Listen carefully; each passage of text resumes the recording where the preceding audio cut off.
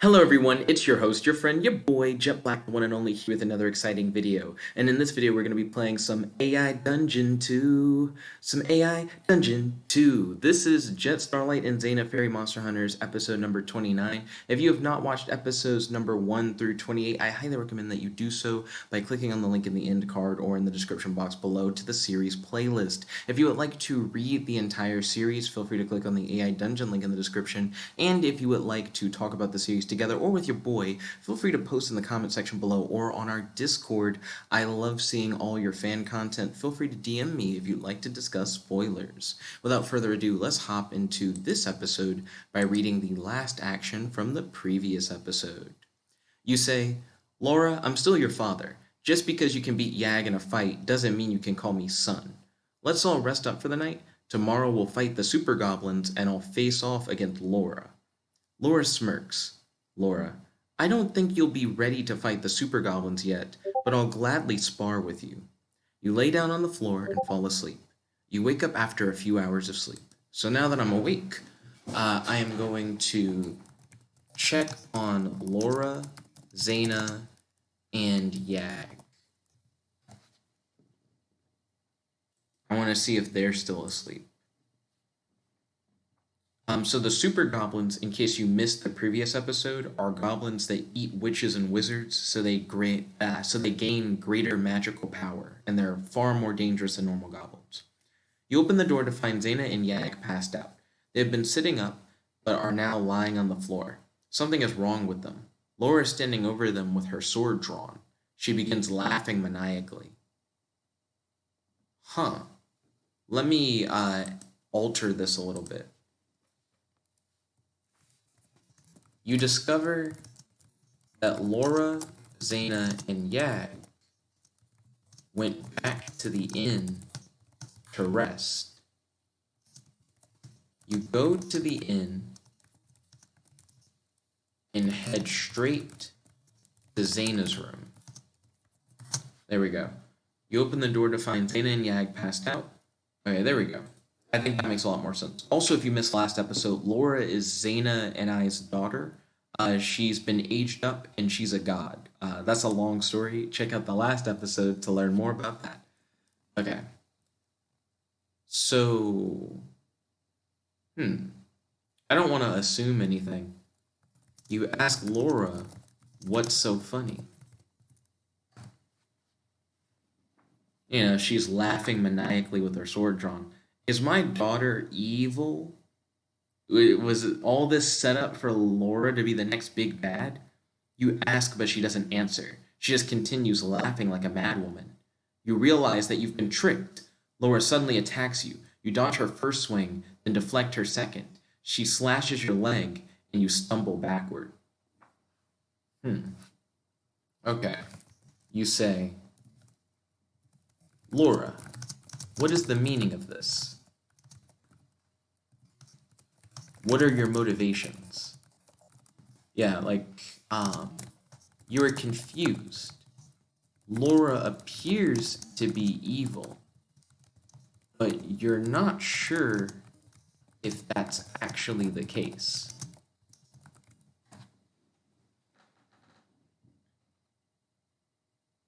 Yeah, it seems like Lara has turned on us, but I don't know if that's true. Lara's eyes roll back in her head. An ethereal, ghostly figure begins to seep out of her body. You are surprised by this turn of events and attempt to communicate with the ghost. "Ghost, she will be my vessel."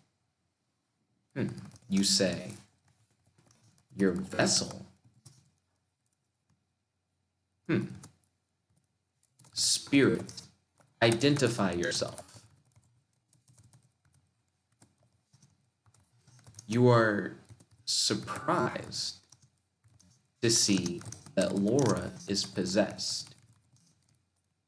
You wonder if she is being possessed by the spirit of one of your enemies, or if she is possibly being possessed by an elder god. Because the elder gods use vessels. The last time I ever heard somebody refer to like vessels, it specifically had to do with elder gods. I am the Ghoul King. The ghost of the Ghoul King begins to laugh. The laughing begins to grow louder and louder until it is deafening. You find yourself paralyzed in place. You can only watch and listen to the unbearable laughter surrounding you. The Ghoul King. I'm the king of the realm of the dead. Let's see. You say, I am the king of the realm of the dead. Do you dare claim that you are the rightful ruler? If so, challenge me for that right.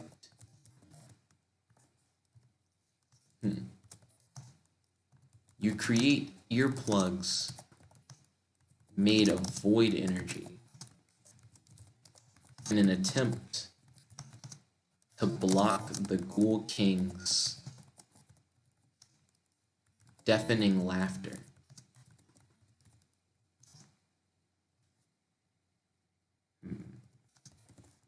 Block out the Ghoul King's deafening laughter. I noticed that the game recently started going for more sonic-based attacks, like people using sound specifically to hurt you. I've learned that in superhero comics, that's like an oddly effective thing. He stops laughing. Ghost. You wish to challenge me for rulership of the dead? I accept your proposal. Meet me in the realm of the dead. There you may attempt to overthrow me. You say, leave Laura's body, and I'll fight you in the realm of the dead.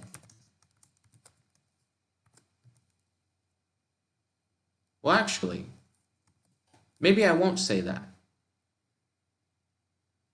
I think I have a third magic jar that doesn't have anyone's soul in it.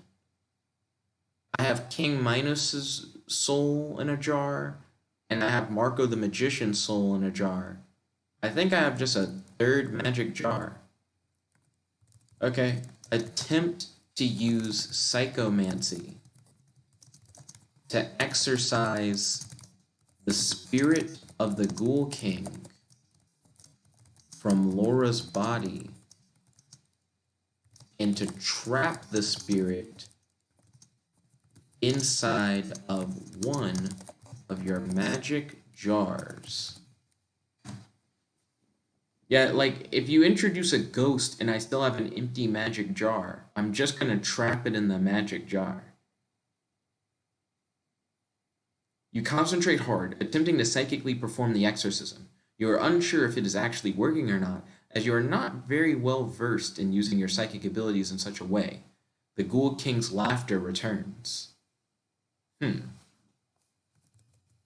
You attempt to combine the powers of psychomancy and void energy manipulation to help you exorcise the spirit of the Ghoul King from Laura's body and to trap the Ghoul King in a magic jar.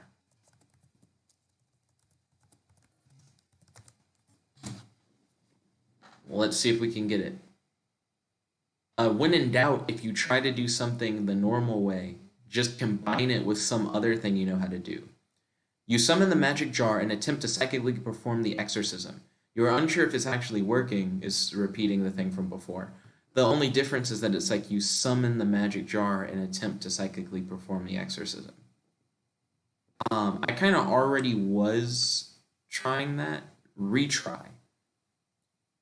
You continue to concentrate hard, this time using your powers to cast the spell. You are unsure if it's actually working. Oh, but this time it says, you are unsure if it is actually working or not, as you are not well versed in using your psychic abilities in such a way. But eventually you see the Ghoul King's laughter cease.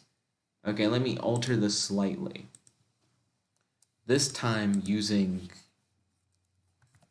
your void energy and psychomancy powers to cast the spell.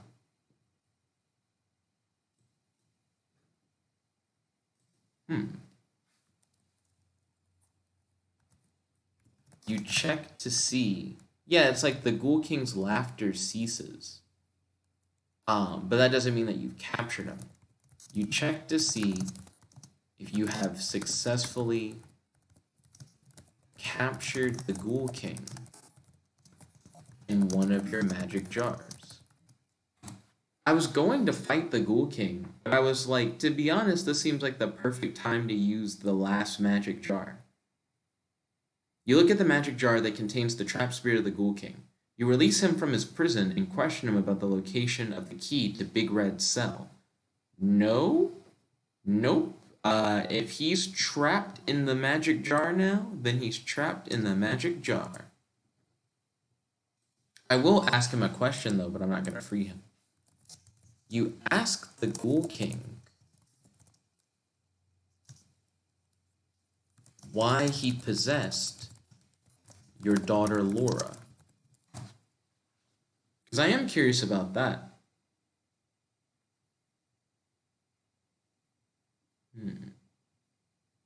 I wanted to live again. I have no more reason beyond that, the Ghoul King says.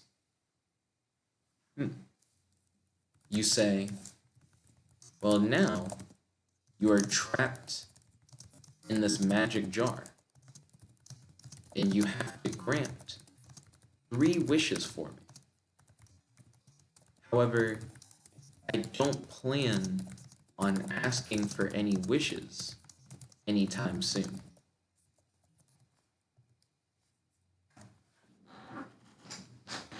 Yeah. The magic jars have like a monkey's paw, where if you get, a wish granted, something bad happens. Very well then. I shall do what I can to make your life easier. What is that you would have me do? The Ghoul King asked.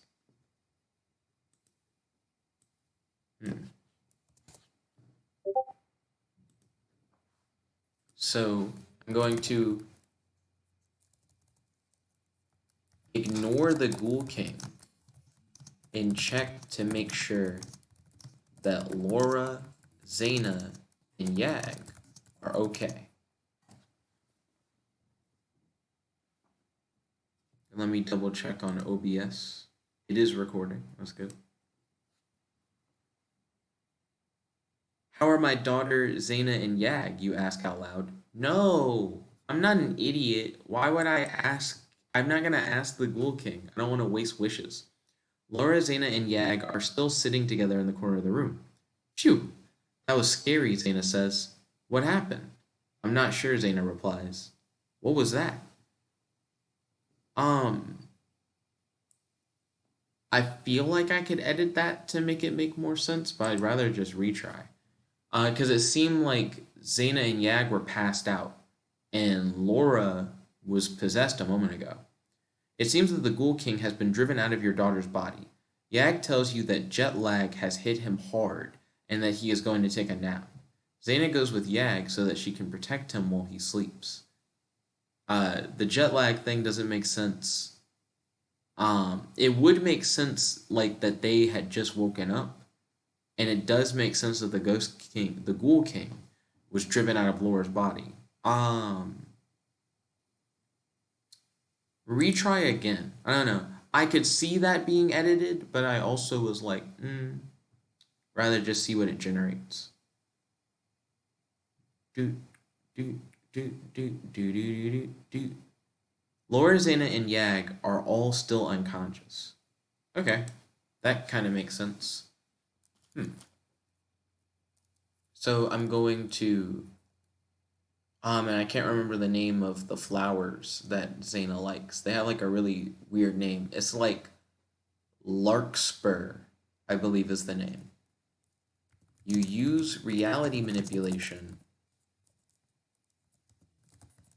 to create a large bowl of larkspur flowers for everyone to eat for breakfast when they wake up. do, do, do, do, do, do, do, do, do. I'm excited to face off against the Super Goblins today, or whatever we end up actually doing. You concentrate very hard, and soon a large bowl of larkspur flowers appears. You leave it there in case the others wake up hungry. Larkspur flowers. Larkspur flowers are beautiful purple-blue flowers. It's interesting that it gave us like a little like entry about them. Like just in case you didn't know what larkspur looked like, that's what larkspur looks like. Okay. So now I'm going to eat some of the flowers for breakfast. I haven't been going to the dining hall of the inn as much because we haven't really been doing traditional monster hunter stuff for the most part. We've just kind of been fighting. The larkspur flowers are delicious. You spend the rest of the day exploring more of the island. So I'm going to get rid of that second line. And my next thing will be, you wait for Lara, Zana, and Yag to wake up.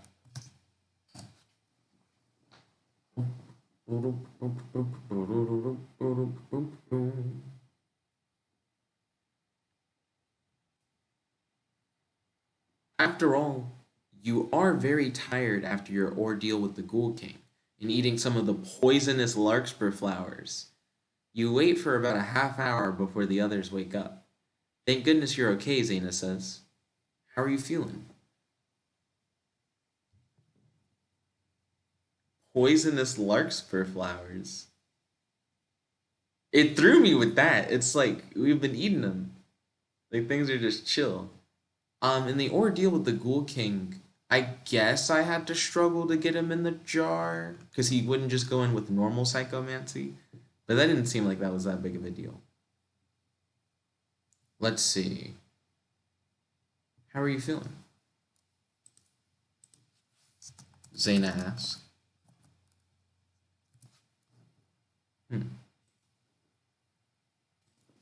I'm gonna say, I feel fine.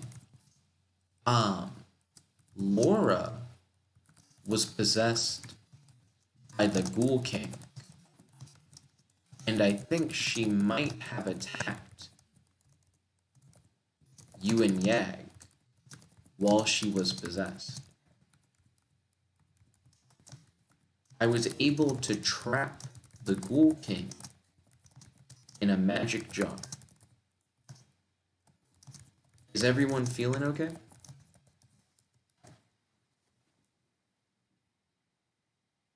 You know, Lara being possessed could have been like a whole fight. Like, the reason why I would have fought Lara could have been because she was possessed. I feel fine, I think, Yag says. I'm making all over. I suppose I should count myself lucky to be alive. Thank you for rescuing me, Zana says.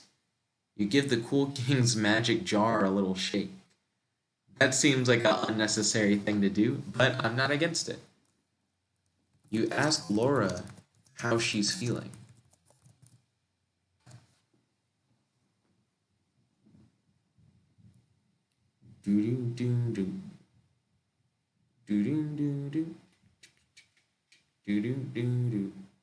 I feel like my head is stuffed with wool. What happened? The Ghoul King possessed you and tried to kill us. I trapped him in that magic jar. I think I remember the Ghoul King entering my body, but everything after that is a blank. Hey, this dialogue's pretty good. Unlike the game is auto-generating the dialogue, but I'm like, yeah, that's what I'd say.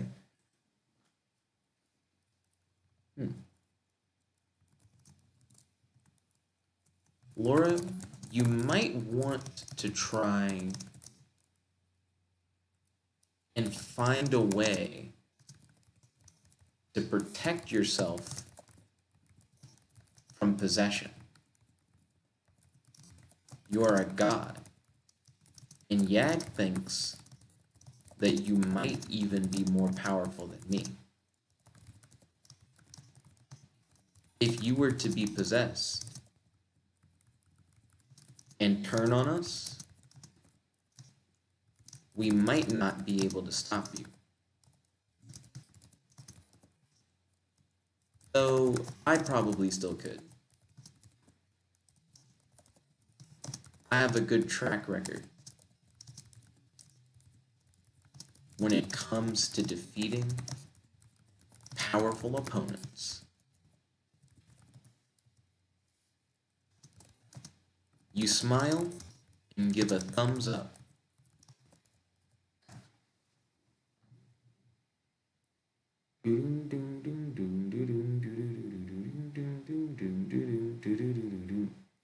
I'll get right on that.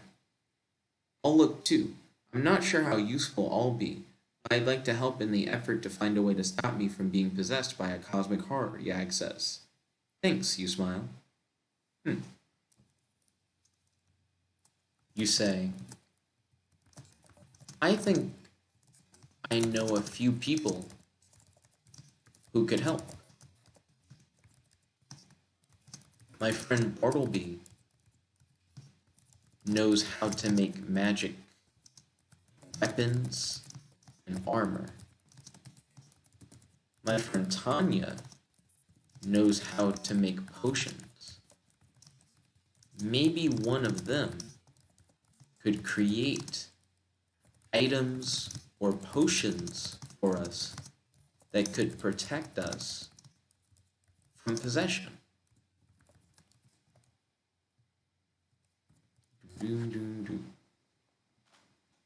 Yeah, because I think that'd be worth a shot. And it seems like something that we haven't taken into account before, but we should have. They sound like wizards or something. Oh, sorry. They sound like wizards of some kind, Yag says. I think I've heard of them. They're fairly common where I come from. How reliable are they? They're very reliable, actually. Tanya, in particular, is someone I trust a great deal. Let's see. So I'm going to edit where he said they're fairly common where I come from to they're fairly famous where I come from. Because the Monster Hunter Guild is famous, so it sounds like the kind of thing where Yag could have heard of them before. Let's see. So I'm going to use my communicator to call Tanya and ask her if she could create magical amulets that could protect the wearer from being possessed against their will. Now, you may be wondering why I included the protect against being possessed against their will. It's because in the future, I could see a situation where we might want to be possessed. A possessed person, you say? Tanya asked. Yes, the Ghoul King tried to kill us today. He possessed my girlfriend, and we trapped him in a magic jar. My daughter, actually, not my girlfriend. That's unfortunate. You said your girlfriend is with you? Yes. Okay, let me edit that. Possessed my daughter. And it's like, you said your daughter is with you? And then I'll have to explain to her the big spiel, more or less. You say, Zana was pregnant with my daughter Lara, until Zana and I died fighting a cosmic dragon. I resurrected myself and Zana, but Lara died. I used Void Salve and my God Blood to bring Lara back to life, which worked because Lara inherited the succubus powers of Zana. Lara then rapidly aged into a powerful god that is around your age. Yeah, because we adopted Tanya from the orphanage and she was already like a young adult.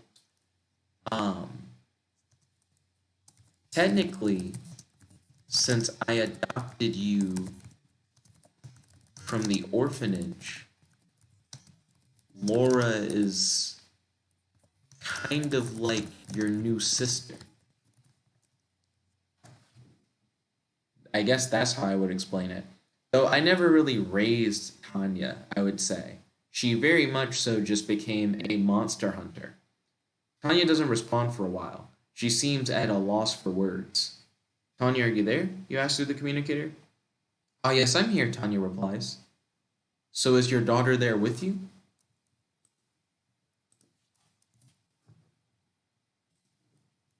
Then I'm going to say, yes. Zana, Lara, and Yag are all here with me. All of us need amulets to help protect us from possession. We're all so powerful that we're afraid that if we got possessed, it would be a big problem for the rest of the world.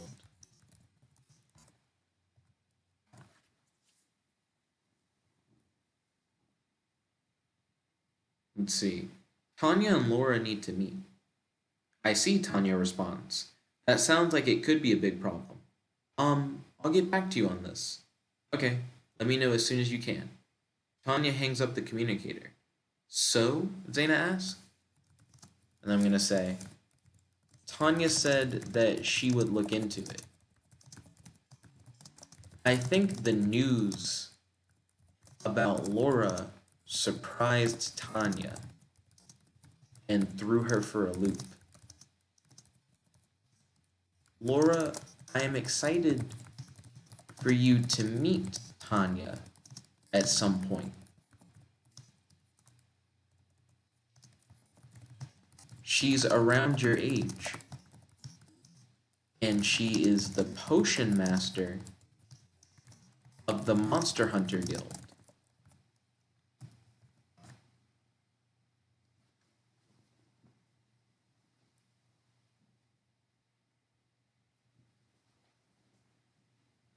That's great, Zana responds. I'm sure the girls will get along. Let's see. So now I'm going to say, today, our mission is to face off against the Super Goblins. I created a bowl of larkspur flowers for us to eat for breakfast. I want everyone to eat up before we head out on today's mission.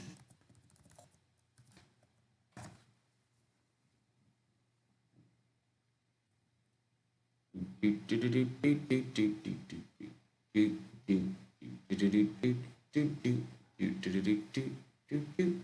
next few days are uneventful. Stop, refresh. Don't time skip me, game. You, Zana, and Yag eat the deadly larkspur flower for breakfast. The combination of a heavy toxin and the increased energy from your excited state puts you in excellent fighting mood. You leave the house, heading to the staging area where a large group of other monster hunters have gathered. Let's see.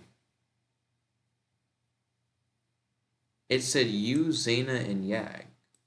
I'm going to get rid of the part where it railroaded us to leave the inn. And then I'm going to ask Lara if she would like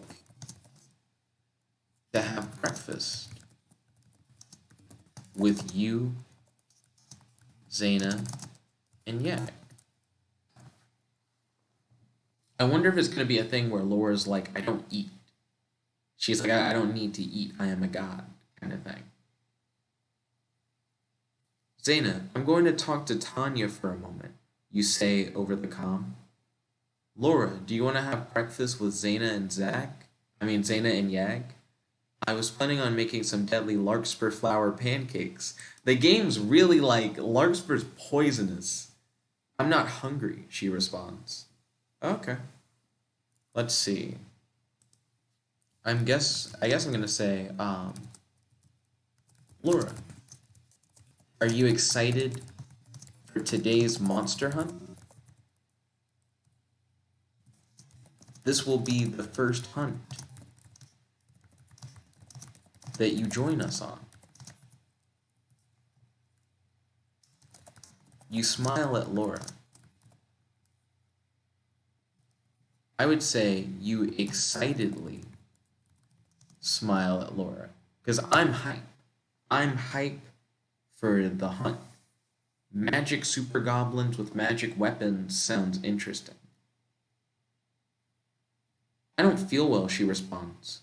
Oh, are you sick? You ask as you stand up and head over to her. You touch her forehead with the back of your hand. Her skin feels slightly warm. I think you have a fever.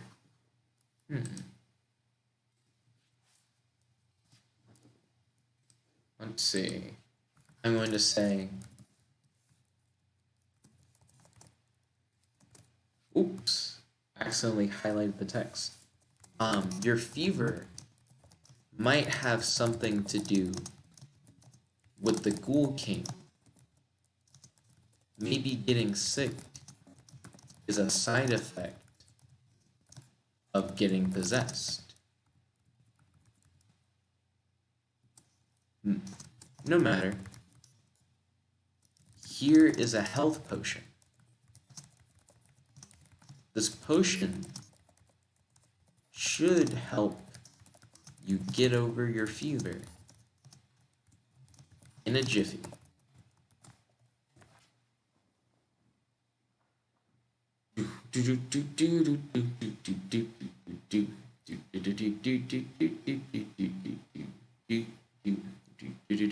You hand her a health potion and she gulps it down.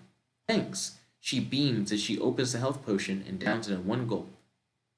Now I want you to head out with us on today's hunt. So I'm not going to say that. I'm going to ask her if her appetite's back. Let's see. You ask Laura if her appetite has returned now that she's feeling better.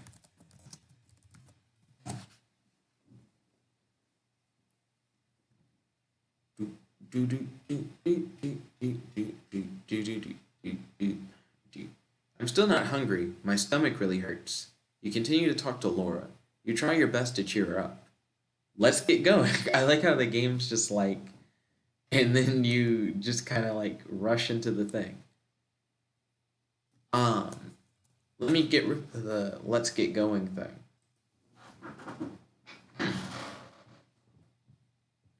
Laura's stomach hurting is interesting.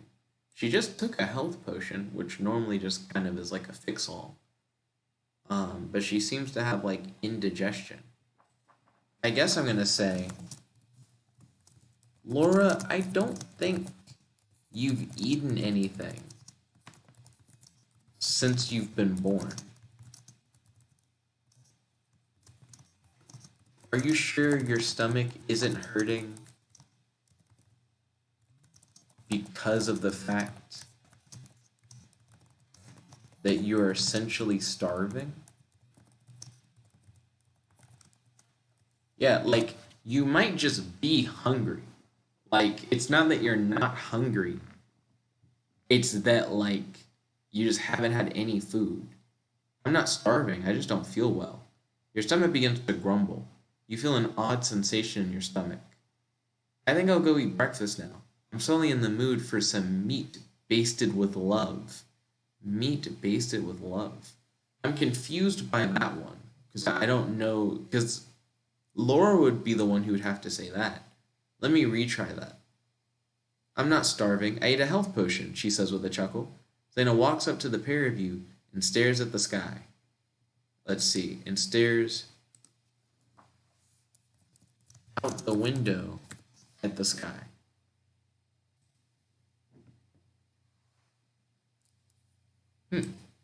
I would then say, a health potion isn't really a meal. It is more of a drink, if anything. Zana and I eat flowers. all the time. What food do you think you'd like? Yeah, because I just kind of assumed that Laura would also like flowers, but maybe she doesn't. Maybe she wants something else. Hmm. I'm not hungry. Zana sits next to the pair of you and watches you converse.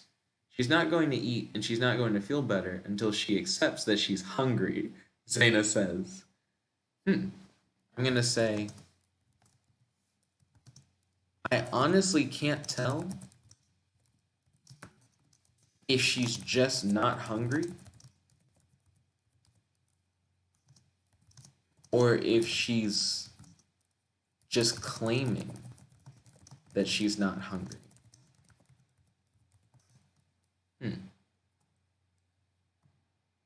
Zana, why do you think Laura has a stomachache, even though she hasn't eaten anything?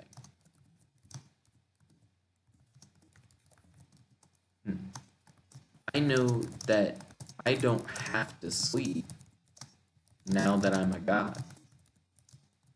Maybe Laura doesn't have to eat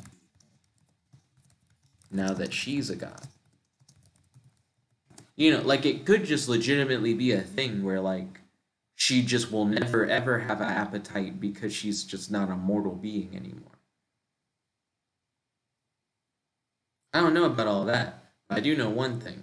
Your stomach only hurts when you think about food, and you think about food a lot, Zana says. So, you reply? That just doesn't sound true. Let me retry. I could have played off of that. Maybe that's it. She's a god. Of course she doesn't need to eat. Zana looks at you. What about you? Do you need to eat? Zana asks. Let's see. I would say I don't know if I need to eat, but I do eat every day. I still feel like I derive energy from food. That being said, if I stopped eating, I'd probably be fine. I don't know though, as I haven't tried just not eating before. Laura, do you think a soda might help settle your stomach?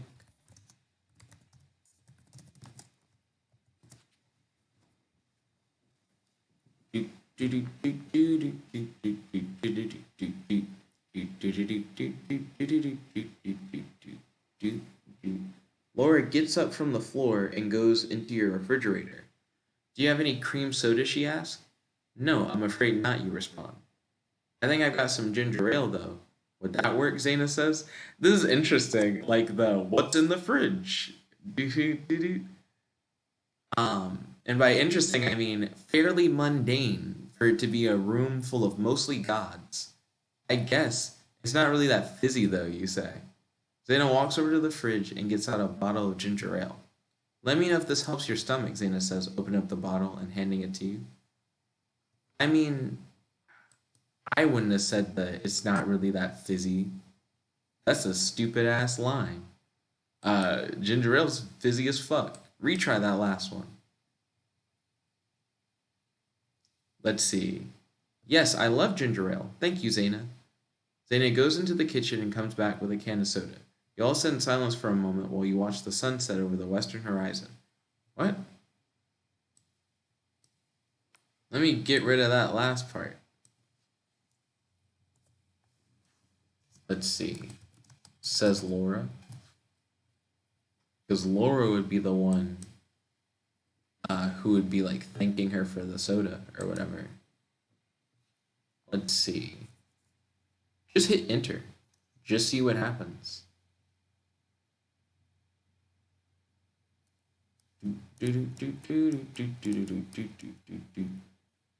Thank you for what? Zana says as she hands the ginger ale to her. Thank you for everything. You've taken care of me ever since I came here, especially when I was sick and vomiting all the time on your carpet. Thank you for not throwing me out. Um, I don't remember a time when she was sick and thrown on the carpet because she was just born yesterday. So I'm gonna retry that. Zaina pours a cup of ginger ale and hands it to you. Here, give her this. Laura sits on the ground with her legs crossed. You pretend to look at something interesting out the window. Well, Zaina walks up to her. Why would you do that? Why would you why would you pretend to look at something interesting out the window? I'm gonna get rid of that part. That's really silly. Also, Zaina, what the hell is this? Who hands me a cup to then give to her? Just give her the cup. You hand Laura the cup of ginger ale. You are still amazed at how Laura's natural connection to the dark tapestry gives her so much knowledge of the world around her, even though she was literally born yesterday. Yeah. For those of you who don't know, the dark tapestry connection thing is something that I gained when I became a god. And it's like you gain this like otherworldly knowledge base. But I don't really take that much of an advantage over that.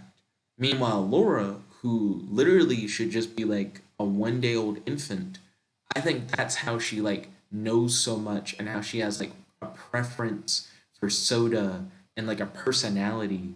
It's because of the fact that she inherited all these god powers, including the connection to the dark tapestry.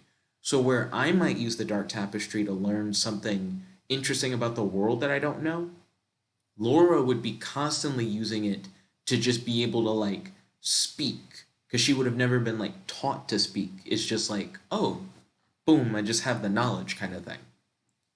Thank you, she says, taking the cup from your hands. I really appreciate it. Laura takes a quick gulp from her cup. So, I don't like to waste time. I'm going to go through my questions with you again. Let me get rid of that last line. That last line sounds like an interrogation thing, like something that would happen in like a police procedural. Let's see. You ask Laura if she's feeling better.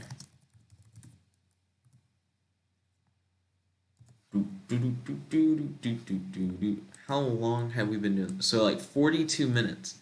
Let's get some action in. Yeah, I'm feeling better. That's good. Would you like to go outside and play? Chill. Chill. I know she's like a day old. But we're going to do more than go outside and play. We're about to go fight the Super Goblins. You say, I'm glad that you're feeling better. Let's head out and hunt down some Super Goblins. I've heard that they have incredible magical abilities and wield magic swords. I am hoping that there'll be a challenge. I just love facing off against powerful opponents.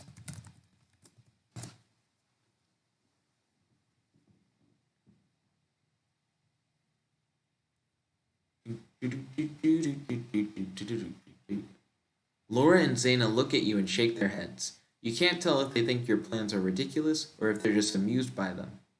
Let's go, let's go. Ayo. Let's see. You ask Zaina, Yag, and Laura if they are all excited to face off against the Super Goblins today.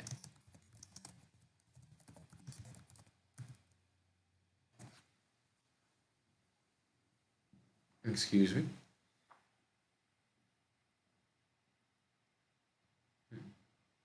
I'm looking forward to it, says Zaina.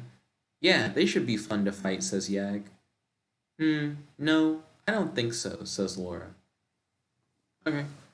let's see. So I'm going to say, Laura, would you like to chill here at the inn while Zana, Yag, and I go fight the Super Goblins?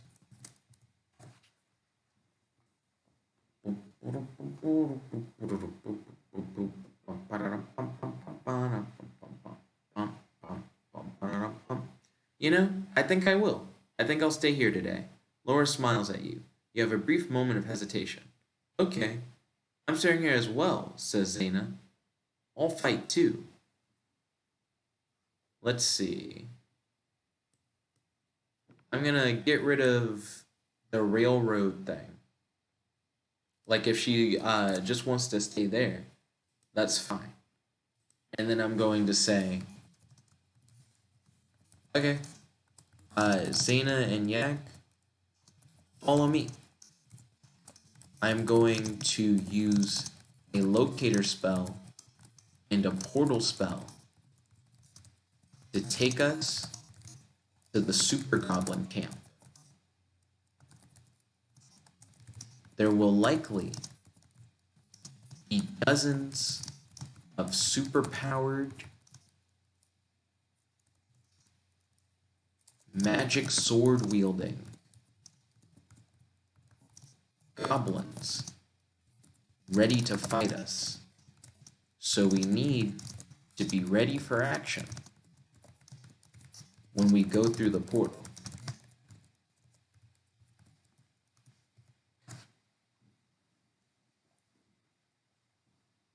You explain to Zana and Yag the plan. So are you ready to fight some super goblins? I sure am, says Zana. Yag gulps nervously but nods in agreement. Let's do it, he says. Let's see. You use a locator spell and a portal spell to open a portal to the Super Goblin camp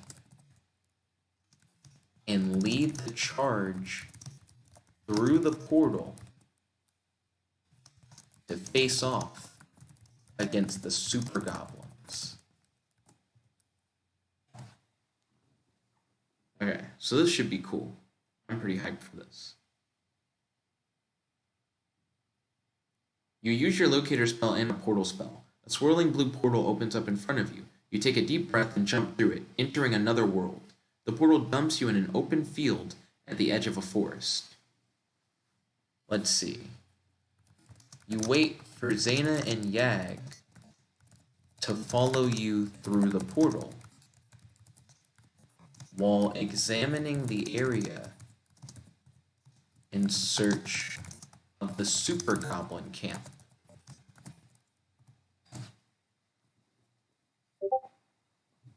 Also, the Super Goblins are in another world. That's fascinating. That's not what I expected. At last, Zana and Yag enter the portal. They look around in wonder and shock at their new surroundings. What is this place? Asks Yag. I'm going to say, I used my locator spell to track down the Super Goblins. It seems like the Super Goblins must have either traveled to or created a new world to live on. I still want to challenge them to a battle. Maybe I can battle their strongest warrior. Ooh, we could even challenge their 3 strongest warriors to one-on-one fights so that each of us gets the chance to battle. That could be fun. You continue looking around for the Super Goblin camp. As you know that it is somewhere nearby.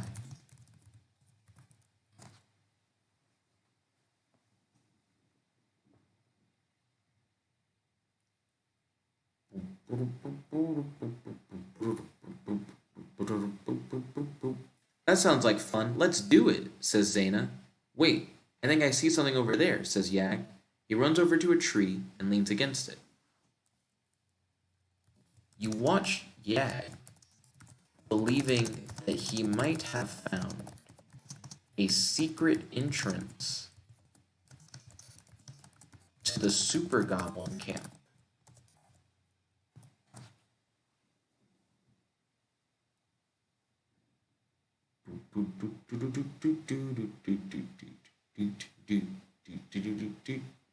Creating an entire world seems like it'd be really impressive. Yag runs his hands along the bark of the tree. He stops and pulls his hand away from the tree. This tree is in the shape of a face, he says. I must have taken a wrong turn. Oh well, I'll try again. What? What does that mean? It seemed like it was almost going to do something with that, and then it didn't do anything. Yag pushes the tree and it starts to move. It's not a tree at all, but rather some sort of giant millipede that twists around and bites Yag as it makes its way through the leaves of the trees above you. Yag screams out in pain. The idea of like a millipede that looks like it's made of wood, like you look at it and you think it's just like a bare tree, but all the branches are like legs, and that can like run around through the treetops above you and can also bite a god so hard that it like causes a god to freak out. There's a lot of interesting stuff happening right now. Okay. You say, Yag, try to use your aura of void energy. Wait, hold up. It twists around and bites Yag as it makes its way through the leaves of the trees above you. Yag screams out in pain. Okay, so I imagine that it's still gripping onto him. Yag, try to use your aura of void energy to stun the millipede. Stun the giant millipede. To force it to let go of you. Okay.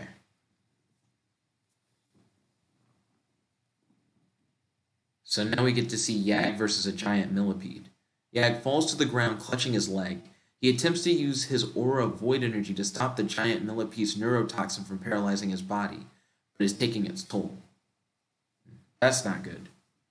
Okay. I'm going to say, Yag. Well, I may not need to say something, I just need to do something. I'm going to attempt to decapitate the giant millipede using my Divine Plasma Void Saber, which is an enhanced plasma blade that uses divine plasma and void energy. You hack at the millipede, but part of it is underground, so you're unable to reach it. The millipede's neurotoxins are taking their toll, and your body is becoming paralyzed. You fall to the ground, completely paralyzed. I haven't been bit, but Yag has, so I can edit that to affect Yag. Let's see, the millipede's neurotoxins are taking their toll, and Yag's body is becoming paralyzed. Well, hold on. I can edit that even better. The millipede's neurotoxins are taking their toll, and Yag's body is now completely paralyzed. Let's see. And then to edit this, you hack at the millipede, but the creature quickly evades your strike and burrows underground, so you are unable to reach it. There we go. I think that reads a little smoother. So now I'm going to attempt to use Void Salve to heal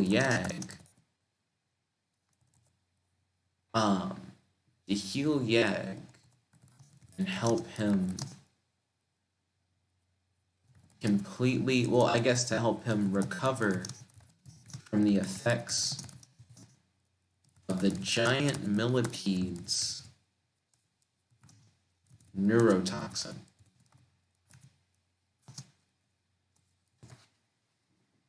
We have to be careful, because the giant millipede, because it could essentially resurface at any moment. You apply some of your void salve, and it slowly begins to heal Yag's body. You realize that you're going to need more salve if you're going to survive much longer. Okay. So I'm going to create... I just create void salve, whatever. Let me edit that. You realize that you're going to need more salve if Yag is going to survive much longer. So I'm going to use your abilities to create a large amount of void salve and cover Yag's entire body in void salve.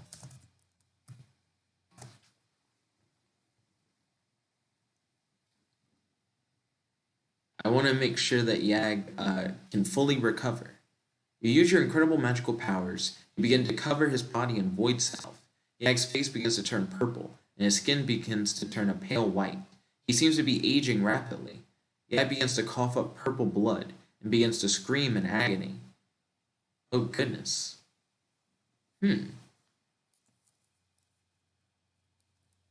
are unsure why the void salve isn't healing Yag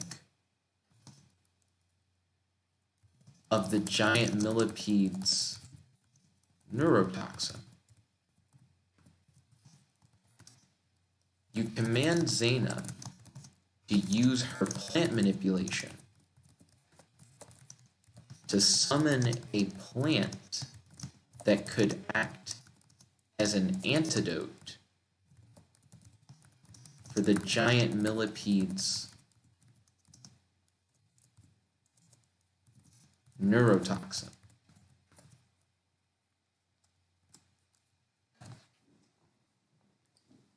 Yeah. A lot of times we use void salve to try and come back from getting hurt. This doesn't seem to work, and Zana seems to have no knowledge of such a plant. You notice that in addition to the rapid aging, Yag is beginning to experience muscle atrophy and his body is shutting down. You begin to panic. The paralysis has spread. He was already completely paralyzed, so I'm going to change that to the effects of the giant millipede's poison or neurotoxin are getting worse. I can't heal him with void salve. We don't know of a plant that can actually act as an antidote for the poison. So no antidote. You attempt to use hydrokinesis to manipulate the neurotoxin inside of Yag's body in order to remove the neurotoxin from his body. You believe that because the neurotoxin is liquid, that it must contain water and therefore can be manipulated by your hydrokinesis. I don't think that's how liquids work. It's very possible that that's not the case, but we're about to find out. You begin to focus, and you can feel water inside Yag's body moving around. You attempt to make the water separate and move around Yag's body in order to remove the neurotoxin. Press enter, just see what happens.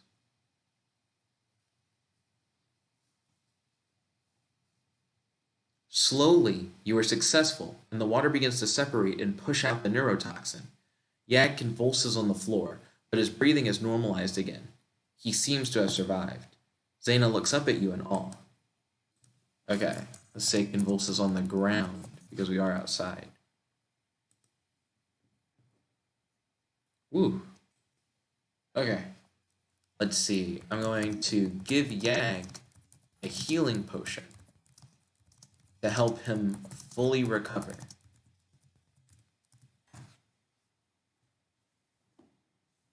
This is interesting. We had to deal with stuff like possession and poison. We haven't had like a fight. You run over to Yag and help him up. What do you mean run over to him? I'm right next to him, I imagine. Why would I do the hydrokinesis from a distance? Retry. You give Yag a healing potion and he takes a swig. After drinking the healing potion, Yag seems to be fully recovered. He seems to think you healed him, but you know the truth. I mean, I did though. I took the poison out. I feel great, you hear Yag exclaim as he begins to stand up. Let me get rid of the line that's like, he seems to think you healed him. It's like, I kind of did though. I don't. Why are you trying to take this victory away? Let's see. Okay. Let's go and find the Super Goblin camp. I'm excited to face off against them. Today has been pretty interesting so far. We haven't really fought anyone today, but we have had to deal with poison and possession, which is also rather interesting. It is a nice change of pace to have to deal with different types of problems.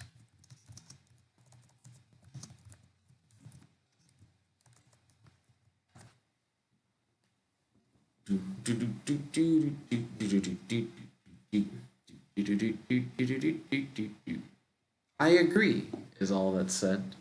Okay. So I'm going to continue to look around for the Super Goblin camp that must be somewhere nearby.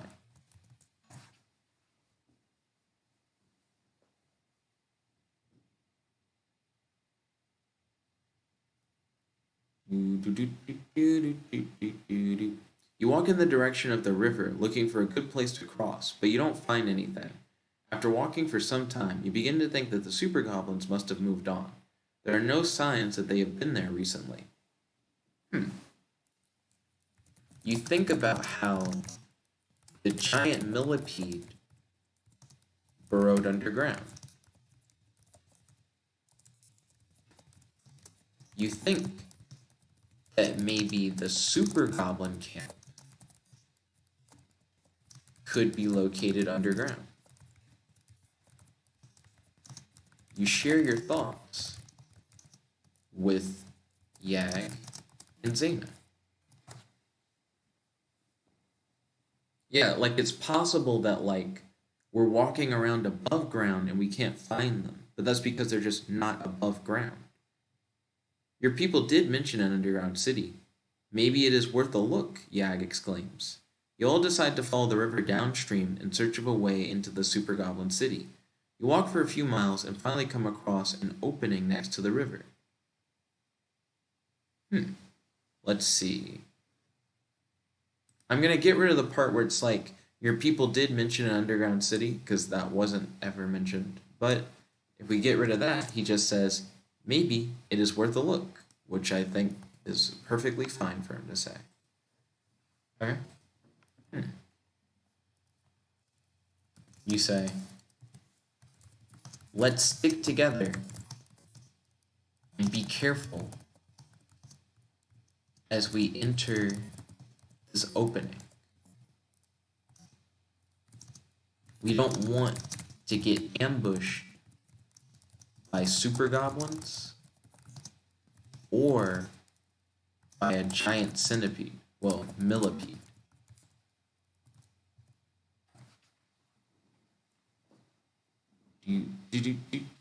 Oh, I keep misspelling millipede. I didn't mean to put a D at the end. Alright, you, Yag, and Zana all agree. You all begin to cautiously travel through the tunnel entrance that leads into the Super Goblin City. About halfway through, you hear a rumbling noise coming from further down the tunnel. You say, "We are travelers from another world. We are coming to Super Goblin City to face off against your 3 strongest champions."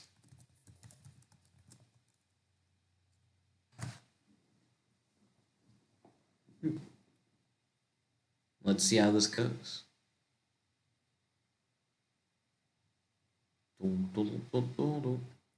Yag, Zana, and yourself immediately get into battle positions. You brace yourselves for an attack, but nothing happens. The rumbling noise starts to get louder. You can tell that something is coming your way. Let's see. Send your 3 strongest champions to face off against us. We'll take them on one by one.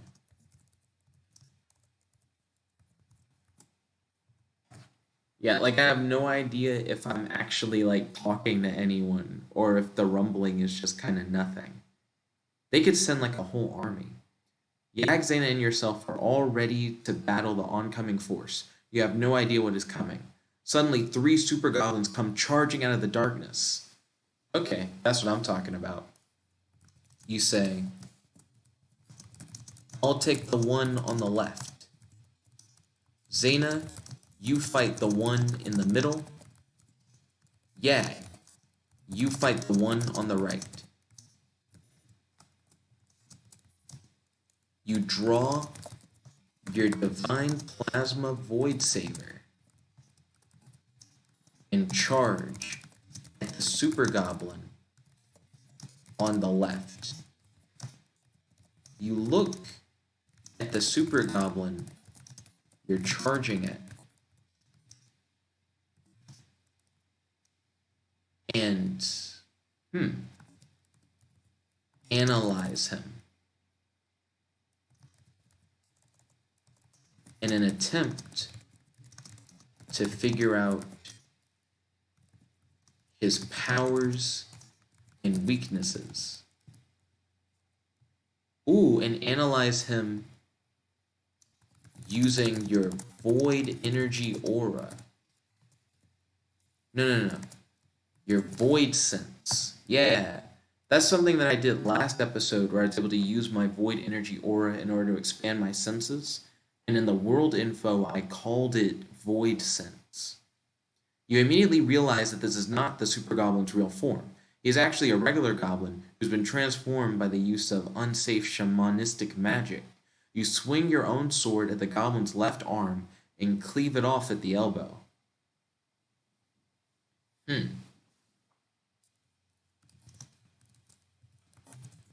Interesting.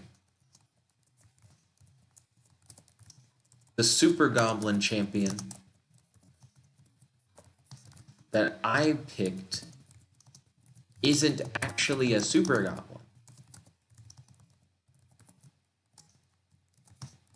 He simply dabbled with shamanic magic. He doesn't seem that powerful. You attempt to kick your opponent in the face and knock him back against the wall of the tunnel.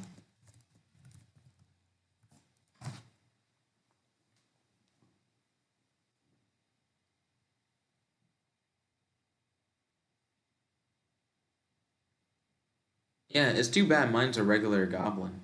The goblin attempts to get up, but you put your foot on top of his chest to keep him pinned against the wall. Tell me, goblin, what is your name? The goblin snarls at you and swears at you, but doesn't actually answer your question. Okay. I'm going to attempt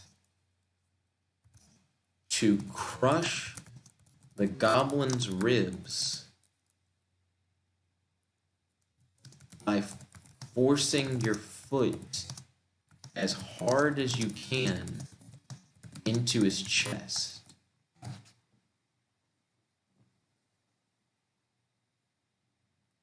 My champion doesn't seem particularly strong. You lean down and place your ear against the goblin's chest. You listen as his rib cage begins to crack and break. The goblin passes out from the extreme pain he is experiencing. You'll pay for that, human.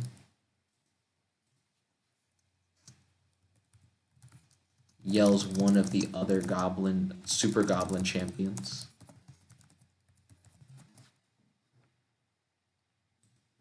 Let's see.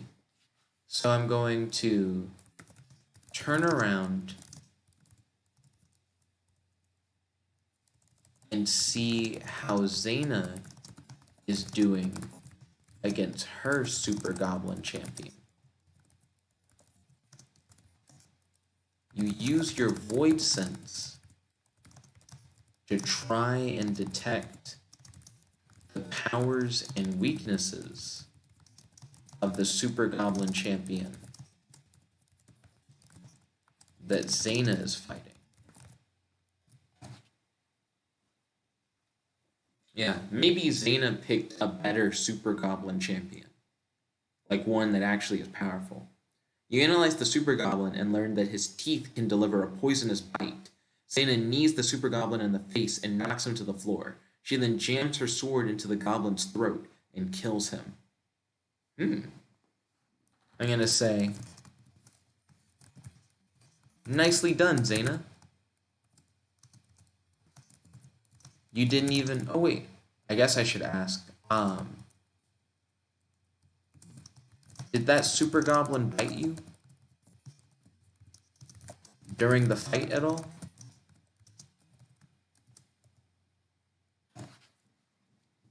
Yeah, because now I need to make sure that she didn't get bit. Zana shakes her head no and says, no, I didn't even get that close to him. You nod your head and say, that's good. Excuse me, the only thing we need to worry about is if either of us gets bit. I'm going to shrink that down and say, that's good. That super goblin's power was that he had poisonous teeth.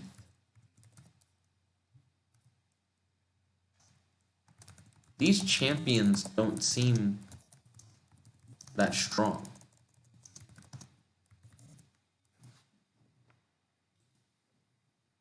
Okay.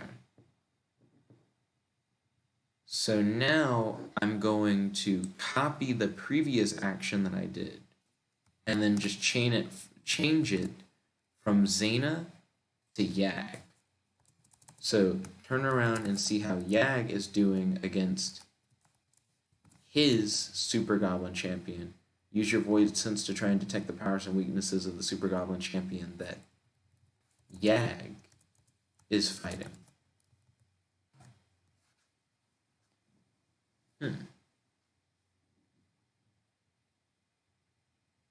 The super goblin seems somewhat disappointing. You analyze the goblin and learn that it has a poisonous bite and can also excrete a poison from its skin. Yag slams the goblin into the floor. He then grabs its arms and breaks them both in front of the goblin's eyes. I'm going to say, be careful, Yag. That goblin's skin can release poison.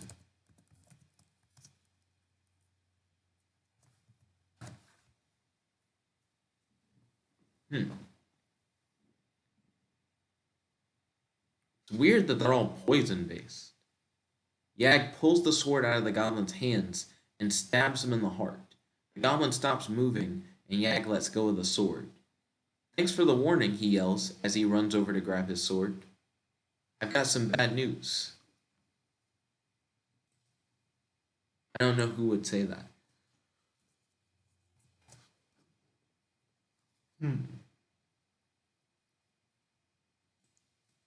Also, so Yag slammed the goblin who was holding a sword into the floor, grabs its arms, and breaks his arms. He then pulls the sword out of the goblin's now like limp and broken hands and then stabs him in the heart with his own sword and then lets go of the sword. He then yells and runs over to grab his own sword, which I guess he had like dropped at some point during the fight. It was interesting that we didn't get to see the other two members' full fights, but it didn't seem like the other two members had any trouble. I'm gonna say,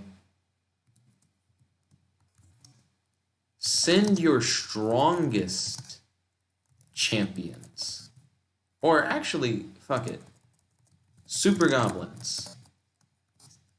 Send your greatest warriors. Send every single one. Your champions were kind of weak. But hopefully, fighting a bunch of you would be a real challenge.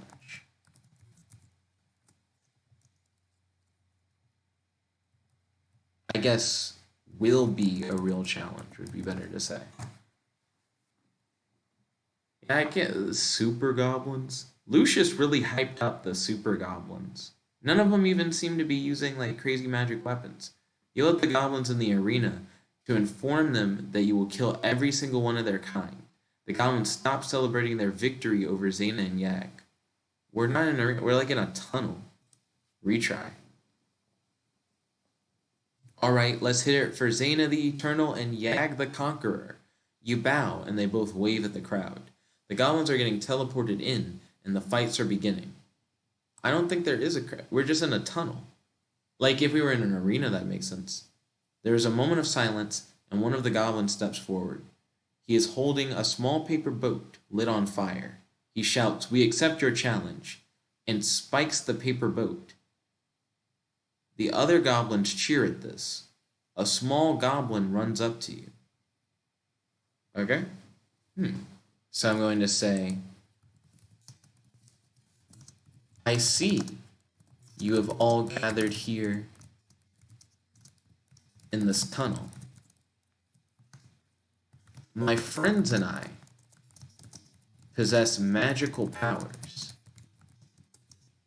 We are here because we heard the Super Goblins possess magical powers and weapons.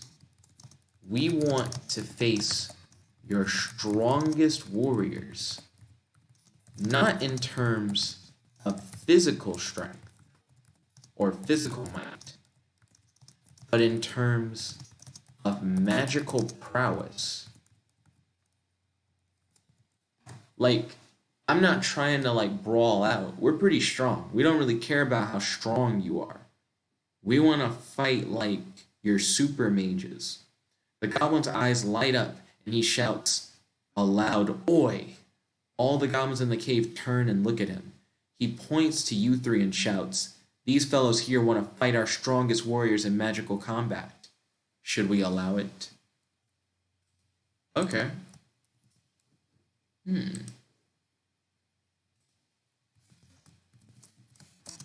I say you should. You look like you have a cool power with those glowing eyes of yours.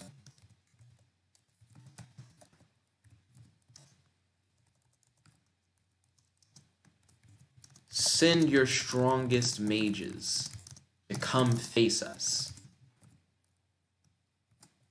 Strongest mages and magic swordsmen to come face us. Yeah, like, let's hit it up. I think this will be fun. The goblin looks disappointed. You're not chanting with the rest of them? Chanting.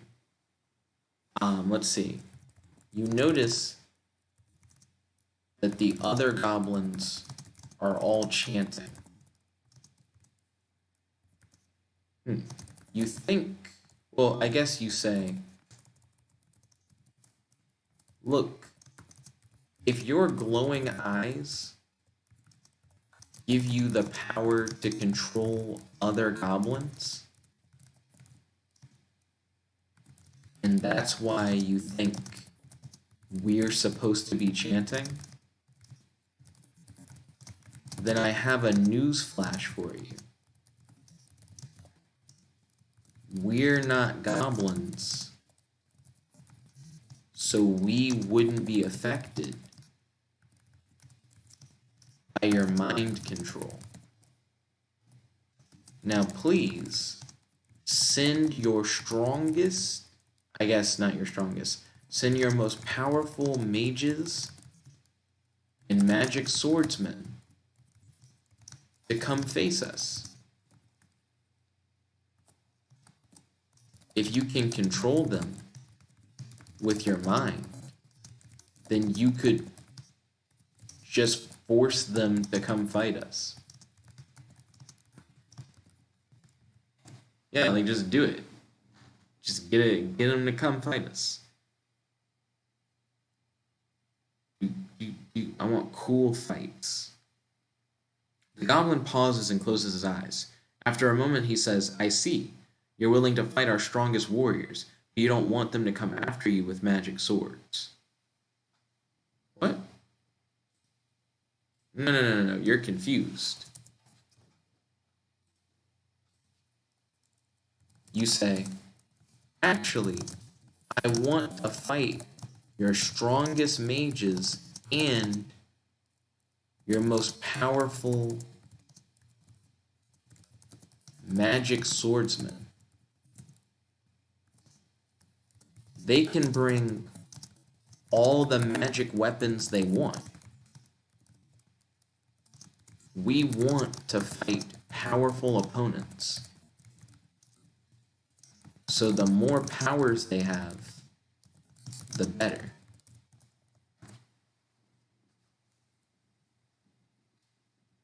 Come on. Don't leave me hanging, dude. The goblin's eyes turn red and he shouts, Oi, you lot! Hold up a minute.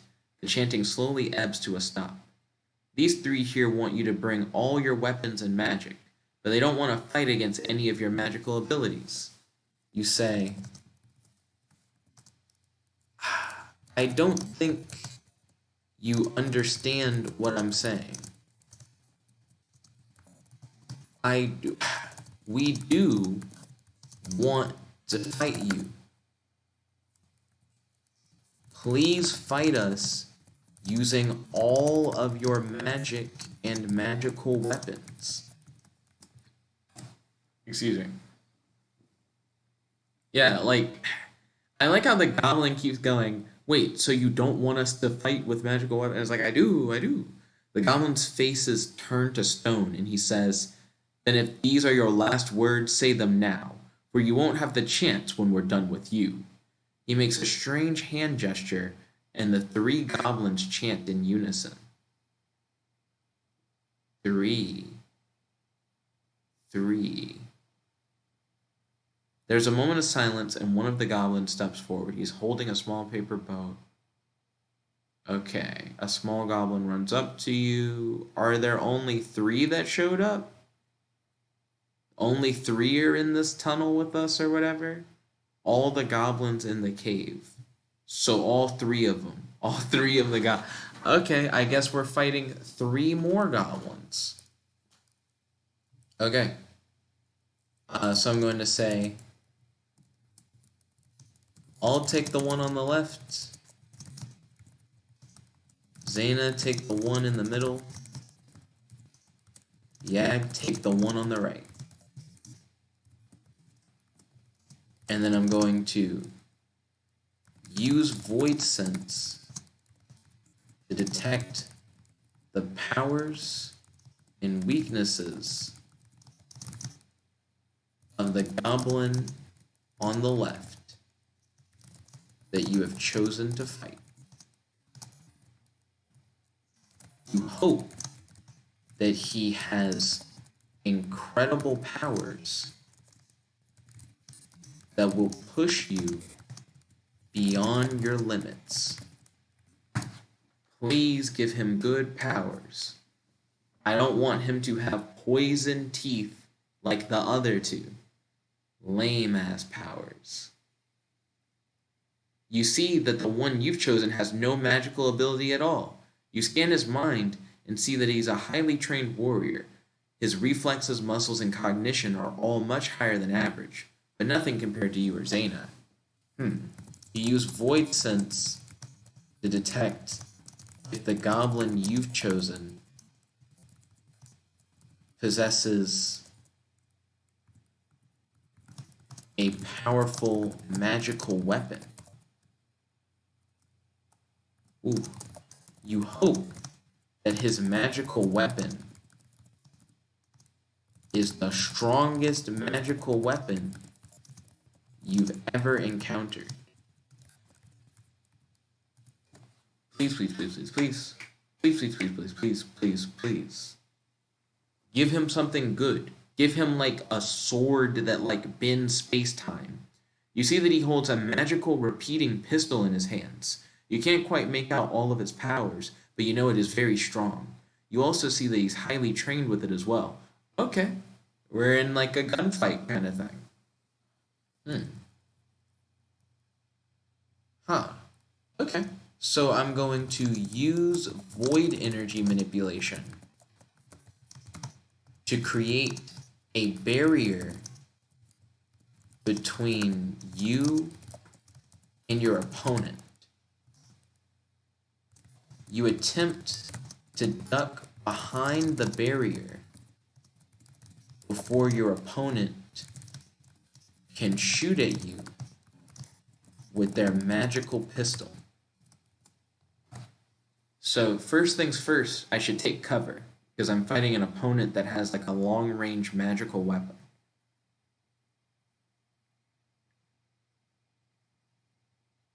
Let's see. How's the AI doing? I think the AI is doing pretty good. I'd almost say great. Pretty good. I'll say we're pretty good. You press your head and arms against the barrier in front of you. The goblin's magical pistol fires through the barrier and hits you in the upper chest. The explosion of the magical blast knocks you off your feet and onto the ground. You're excited and surprised that the goblin's magical bullets are strong enough to penetrate your void energy barrier. If you can't use void energy to defend yourself, you might need to just like hurry up and like kill him, like try and take him down as quickly as possible. I wonder if I can like jam up his gun, because there are a lot of different ways that I can like try and take him down. I think I have an idea. You attempt to use your void energy manipulation abilities to create a turret made of void energy to provide you with cover fire as you charge your opponent while swinging your divine plasma void saber. There we go. Yeah, so if I can create like a void energy construct that's like firing off bullets at that goblin, then it should be able to cover me while I like rush him. A turret made of void energy appears on top of the barrier and fires multiple blasts at your opponent. An explosion erupts in front of you as a result of the void energy turret's fire, but you succeed in getting behind your opponent while swinging your glowing purple sword. Interesting. So the magical pistol was able to fire through the barrier, but it didn't destroy the barrier. So then I was able to create a turret on top of the barrier to give me cover fire while I flanked him from behind. This is pretty dope. So I'm going to attempt to disarm your opponent by slashing at his arm that is holding his magic pistol. Ooh.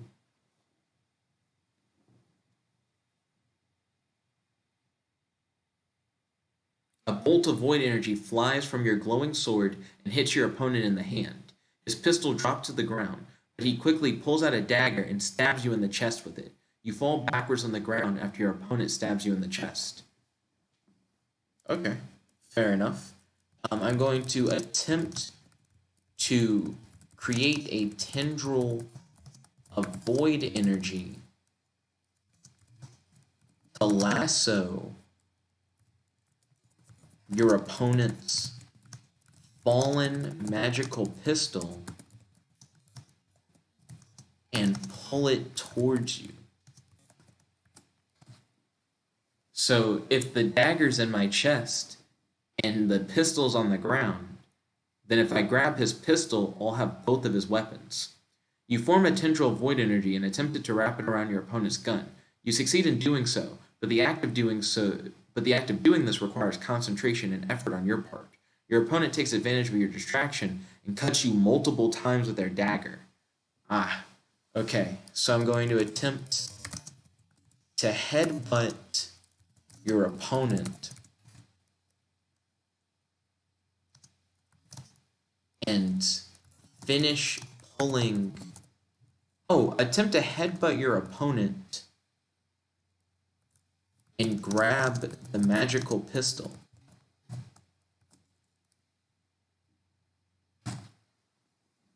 Yeah, like if he's repeatedly stabbing me in the chest with the dagger, then I need to like stun him so I can get that pistol.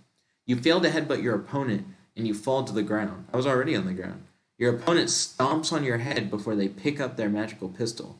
They shoot you in the head with it. Attempting to regenerate this damage results in your brain exploding. Oh gosh. Let's see, you fail to headbutt your opponent.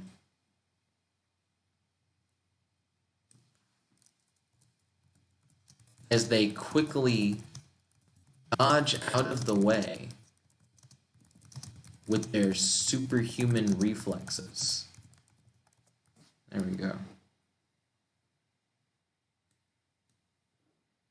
So my brain has exploded.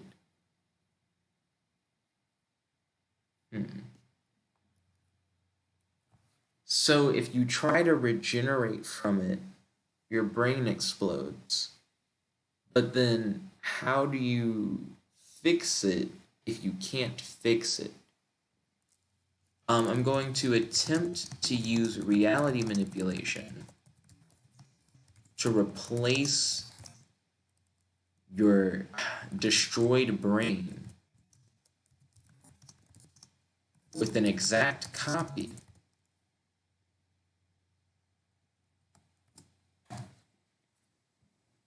Yeah. So if I can just make a new brain, then I don't have to regenerate the brain that can't regenerate. You fail to perform this complex brain surgery in time and die as your brain explodes. Okay, fair enough. Let's see what happens if I resurrect.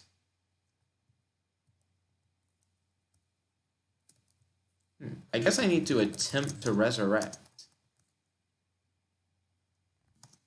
You hope that by resurrecting, that your brain will be able to reform without exploding.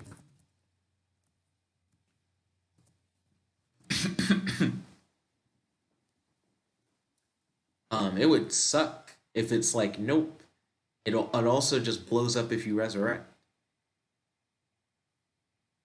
You are brought back to life and your brain reforms itself without exploding. Cool. So his magical bullets essentially punish you for trying to regenerate by causing your body parts to blow up. But if you resurrect instead of regenerate, you just don't have to worry about that at all. So that's cool. Let's see. So now what am I going to do? This guy still has the magical pistol, but I wonder if they still have the dagger. They probably do still have the dagger too. Excuse me. Okay, I have an idea. You attempt to summon a void energy lasso and use it to try and restrain your opponent.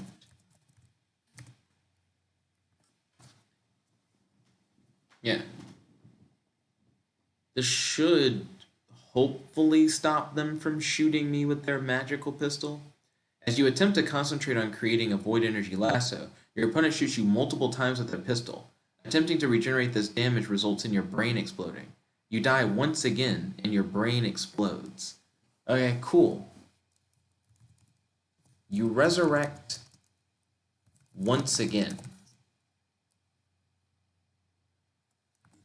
and attempt to immediately rush your opponent and try to tackle them to the ground before they can shoot you.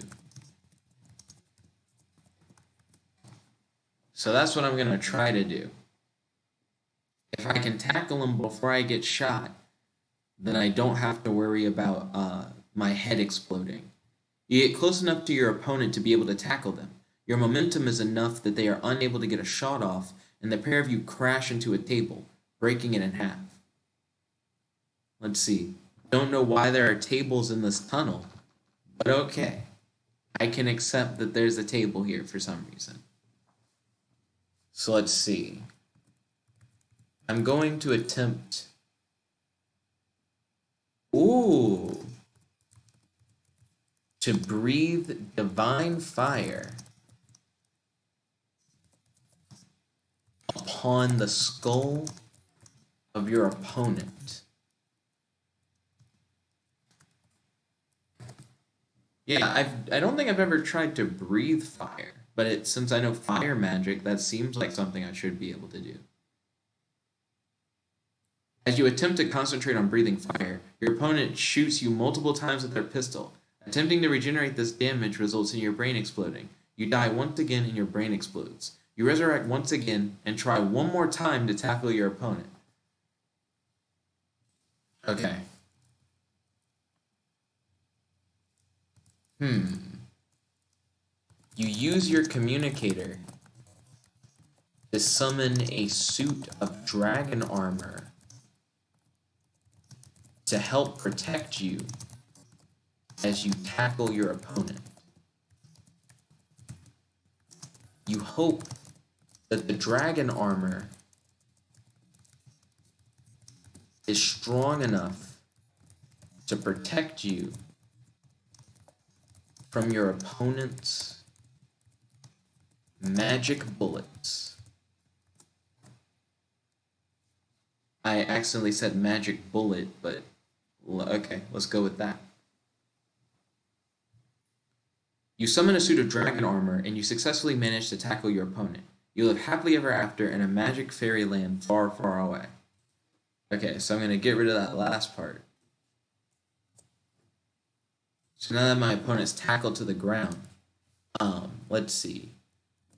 You attempt to beat your opponent mercilessly in the face with your armor-clad fists. I guess with your armored fist. You hope that by overwhelming your opponent with brutal strikes, that they'll be unable to shoot you with their magic pistol. Alright, yeah. I'm giving this guy too many chances. Like, I need to just, like, rough them up pretty much. Just go all in. As you begin to land strikes upon your opponent, they manage to fire off a shot with their pistol. The shot hits you in the chest, but your thick magic armor manages to protect you. You continue beating your opponent until they stop moving. They're gone. They're gone. Let's see. I don't know what that means.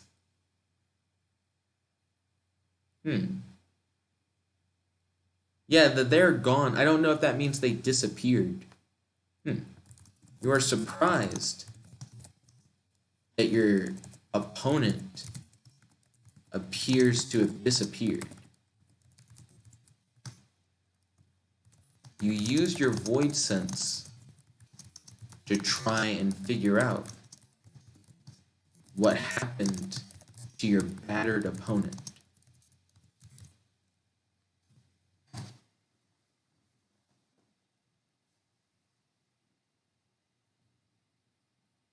Yeah, I beat them to the point they were motionless. How's the AI doing? Pretty good. You suddenly see your opponent dozens of feet in the air. They appear to be flying away from you. They begin to rapidly ascend towards the sun. You attempt to fly up after them, but you feel a sudden wave of nausea. You begin to vomit blood and give up the chase. Let's see. You land back on the ground and attempt to lasso your opponent using void energy and force them down into the ground using your incredible strength.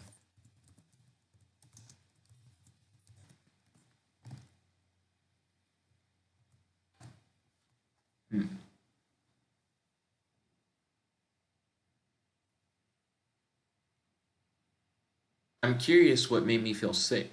You attempt to use your powerful telekinesis to lasso your opponent, but you miss by a few feet. You're left exhausted and you collapse onto the ground. You hear a voice. Let's see. You attempt to use your void energy, not telekinesis.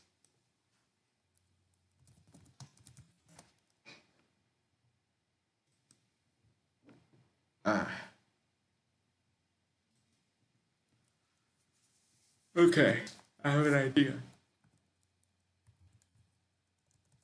You attempt to use fire magic to summon a three-headed white flame dragon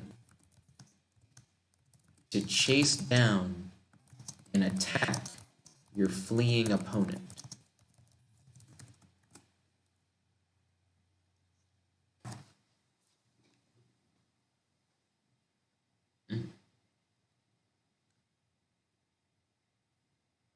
You attempt to summon a fire dragon, but it won't obey you. You are too weak. You use Void Salve to restore your energy and command the dragon to chase down and attack your fleeing opponent.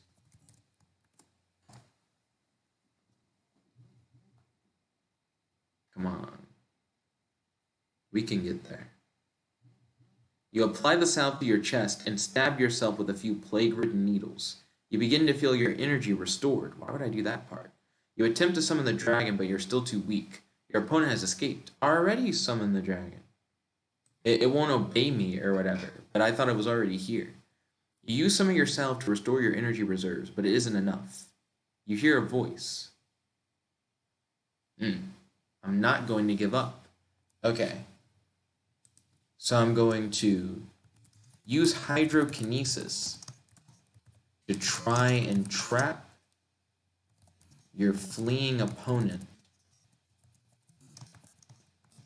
in a heavy ball of water. You are trying to drown your opponent and to prevent them from escaping.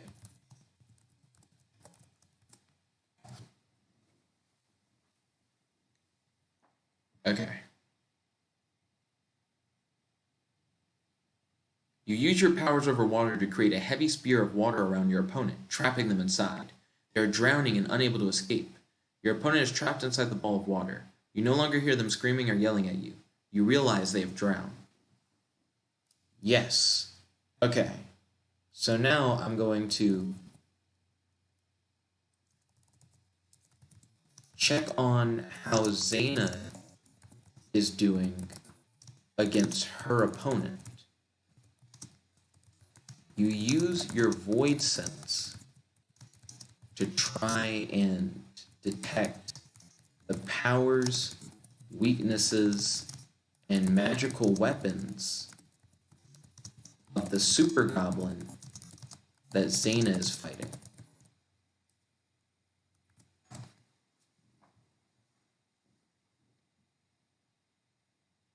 So let's check in on Zana's fight.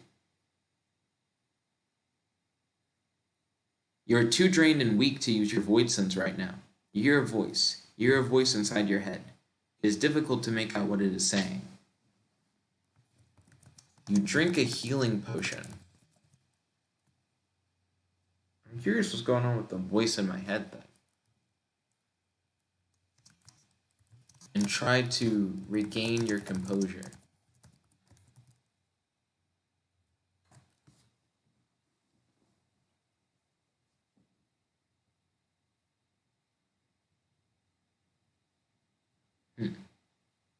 You drink down the potion and feel your strength returning to you. You do feel better at least. You hear a voice. You hear a voice inside your head. It's difficult to make out what it is saying. Zana has defeated her opponent. Get rid of that last line. You aren't too worried about the voice inside your head. You are more excited to see how Zana is doing against her opponent. And then we just copy what we said before, because we still want to do that.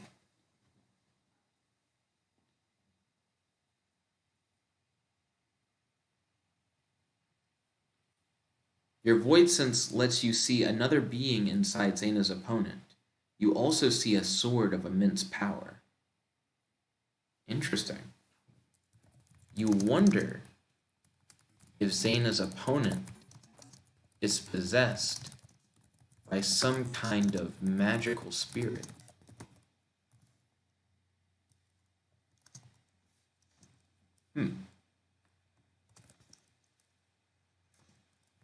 You watch Zana and her opponent battle it out. You hope that Zana and her opponent have an epic and spectacular battle, full of magic attacks, intense moments. Yeah, like I want to see something good.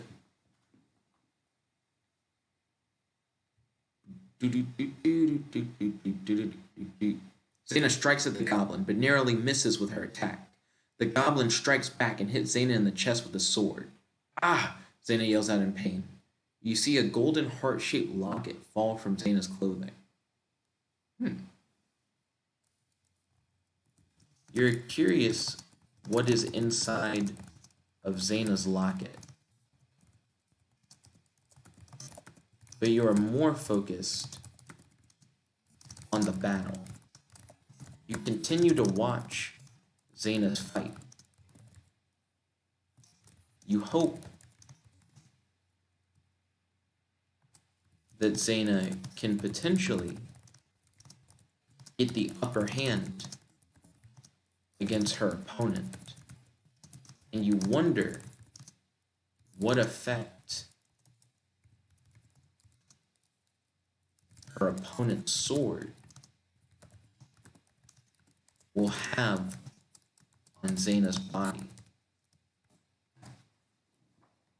Yeah, because he has some kind of like immensely powerful sword, but you don't know what the power of his sword is. Zana moves out of the way of the goblin's attacks. Zana casts a ray of frost. The water on the ground freezes, and the goblin's leg breaks off from the ice. Zana rains blows upon the goblin, stabbing him multiple times in his vital organs. Ooh. Broke his leg off with ice and then began to like stab him viciously. Okay.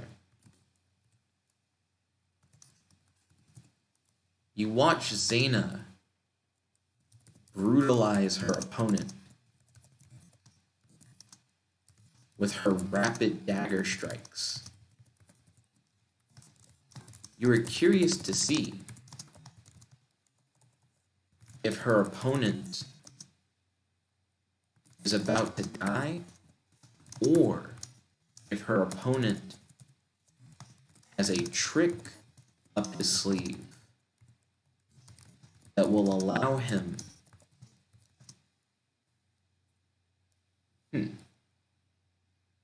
I guess that will allow him to turn the tide of the battle.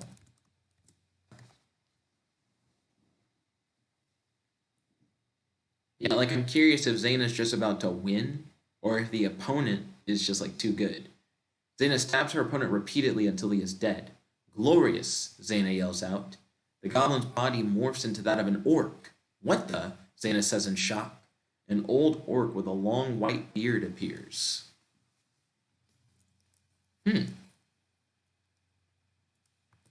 You aren't too surprised by the sudden appearance of the orc. You realize that the being that was inside of Zana's opponent was this orc, and that now Zana will have to take down the orc, which may be even stronger than the super goblin she just faced.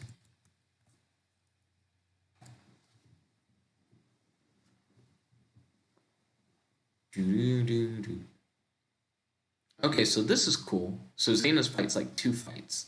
Hello, Zana the bandit. We've been waiting for you, the orc says. Who are you? Why have you been sending these creatures after me? Zana demands to know. Nah, retry that. We came for the... Excuse me. I am Grolik, the shaman of the Krogmaws, the orc says. You have proven yourself to be a worthy foe. Many have tried to kill me, but you are the first to succeed. How are you able to morph into other forms? Asks Zana, confused, but still ready for battle.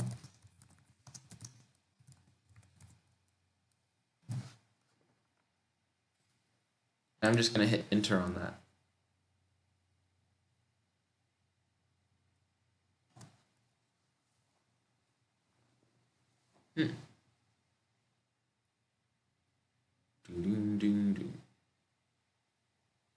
That is a secret only known by Grolik, the shaman of the Krogmaws, the orc says in an amusing tone.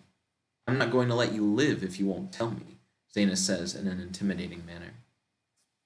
So she's trying to figure out how Grolik was able to, like, shapeshift.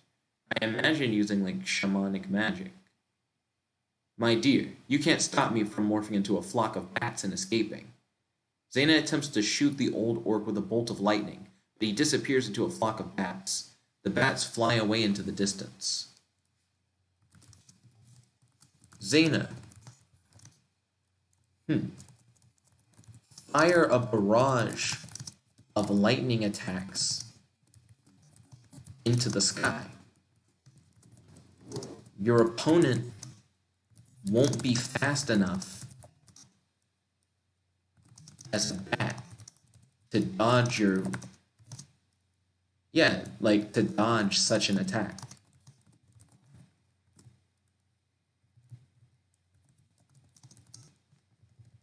As a flock of bats. Yeah, because if you just shoot directly into the air with like a whole bunch of lightning bolts, Your bolts are moving as fast as lightning, and the bats are just bats. Zana fires a barrage of lightning bolts into the sky, but the shaman has already escaped as a flock of bats. He's gone, Zana says in a disappointing tone. Grolic will be back, and next time, Grolic will win. Yells Grolic from a distance.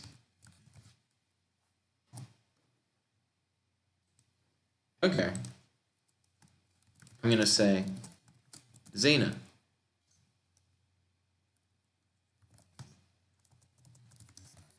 Are you going to chase after Grolic? You do have the ability to fly. You could even teleport to him if you wanted. Yeah, like, you're not limited by the fact that Grolic, like, flew off.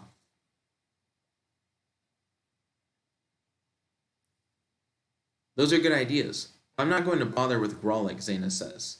We have more important matters to tend to. Zana begins to walk away from the direction that Grolic escaped in. You follow her. Let's see how Yag is doing against his opponent. This second batch of Super Goblins is much better than the first. They seem to be fairly powerful.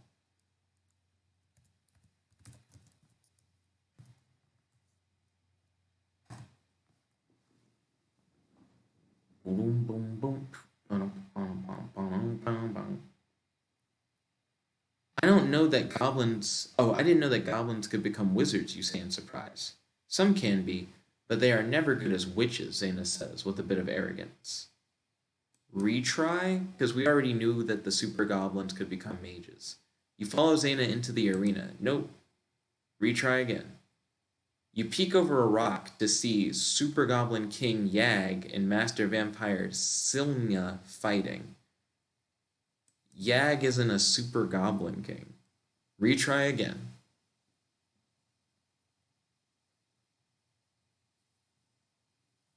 These goblins are indeed stronger than normal goblins. The first batch of super goblins were fairly weak, but it would appear that this batch has actually managed to master the ability to morph into bats, Yag says in a bored tone. Let's see. You watch Yag face off against his opponent. You use your void sense to detect the powers, weaknesses, and magical weapons of Yag's opponent.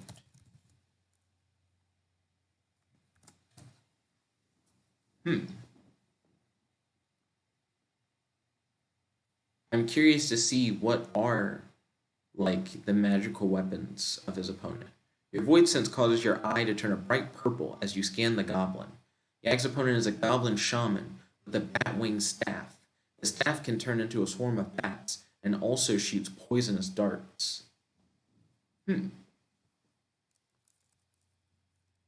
You hope that Yag doesn't get hit by any of the shaman's poisonous darts.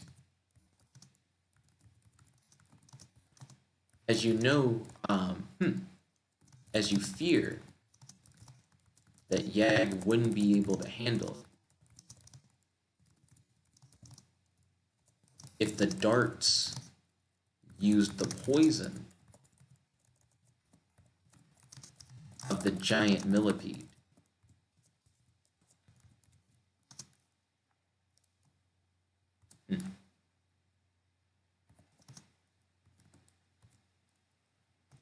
You watch. Okay. I'm actually gonna say something. Yag, why don't you try and use your powers to destroy your opponent's magical staff?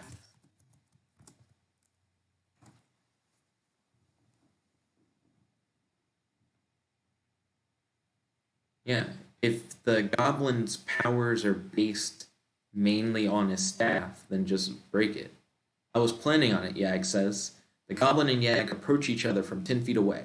The goblin attempts to cast a spell, but with your void sense, you can tell that his concentration is broken. You are confident that Yag will win this fight. Let's see. With your void sense, you can tell that he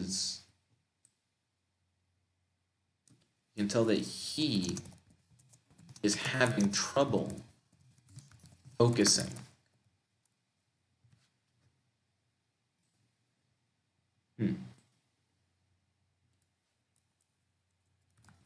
You watch the battle between Yag and his opponent closely. While Yag's opponent seems to be unable to focus on casting a spell, that doesn't mean that they won't be able to do some damage to Yag using their magical staff.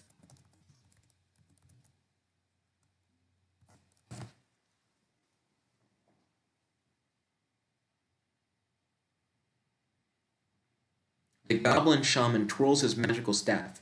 You can tell that it must be magical, as it seems to move by itself in the goblin shaman's hand. The goblin shaman casts a spell, and suddenly a swarm of bats flies out of his staff. Ew, bats. That seems unnecessary to say. Also, wait a minute. Yeah, edit out the ew bats. You were shocked that the goblin was able to cast the spell. You were sure that the goblin lacked the focus to finish the spell only a moment ago. You wonder if the goblin's magical staff might be able to to assist the goblin in casting spells, even when the goblin can't fully concentrate on doing so. Yeah, because it seems like a cool concept to have like a magical item where it's like you don't have to focus as hard. You watch as the swarm of bats flies towards Yag. You are confident that Yag will easily be able to defeat the swarm of bats, but you're worried about being injured by whatever poisonous darts that the goblin staff might launch at Yag. You're worried about him being injured. Worried about Yag potentially being injured by whatever poisonous darts the goblin staff might launch at him.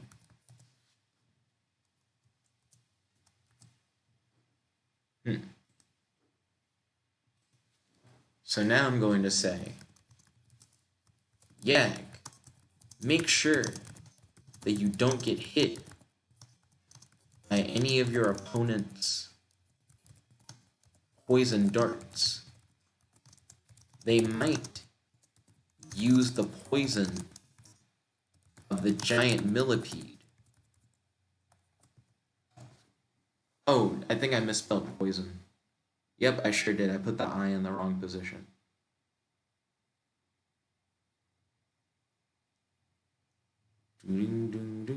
Okay, yeah, it says, I'll try to make sure that I don't get hit by the darts. And try to take out that staff, too, you shout. Yag nods in response as he readies his sword and shield.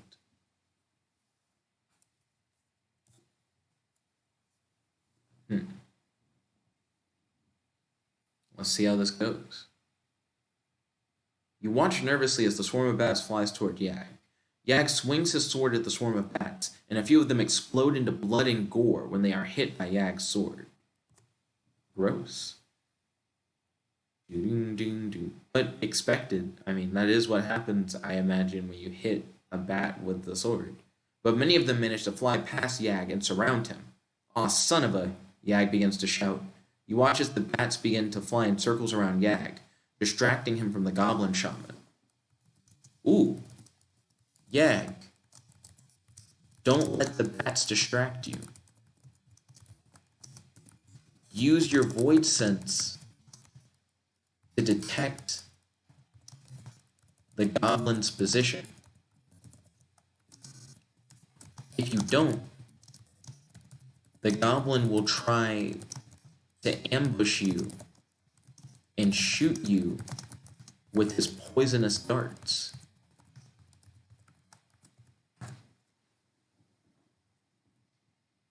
I'm liking this so far. Like, I'm digging everybody getting their own fight. Okay, okay, Yag shouts as he thrusts his sword and spear at the swarm of bats. I'm trying. Let's see. Instead of sword and spear, it mentioned earlier that he had a shield.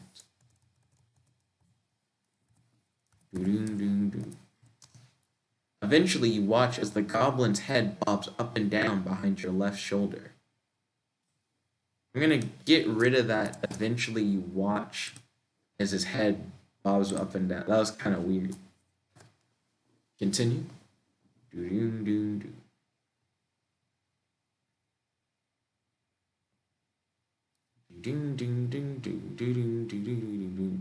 How's the AI doing? Pretty good. I'm enjoying it.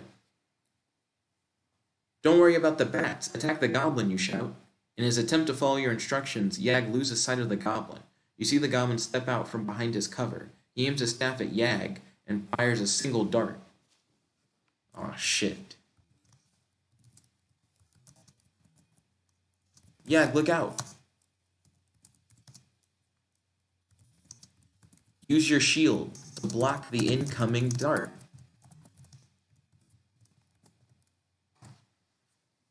Okay.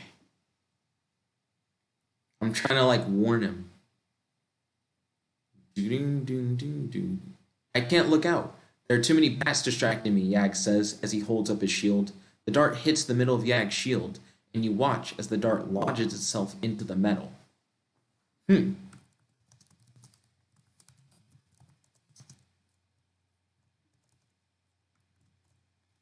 wonder if the poison darts have any additional magical properties.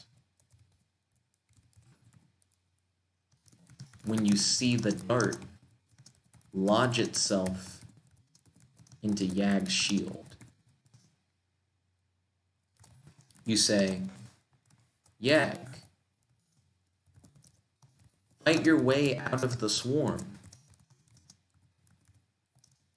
so that you can focus on fighting the goblin.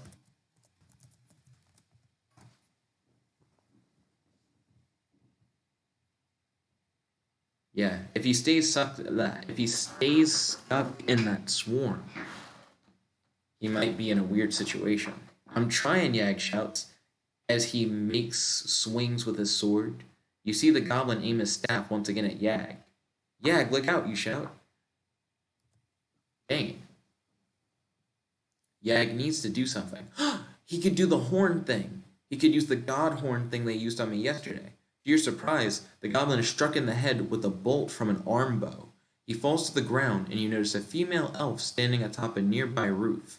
You're lucky I was here, the elf shouts. No, actually. We're not lucky. I wanted to see Yag beat that shaman by himself.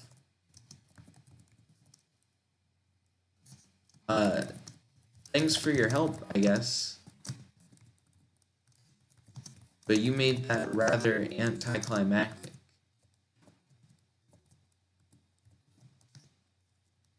Let's see.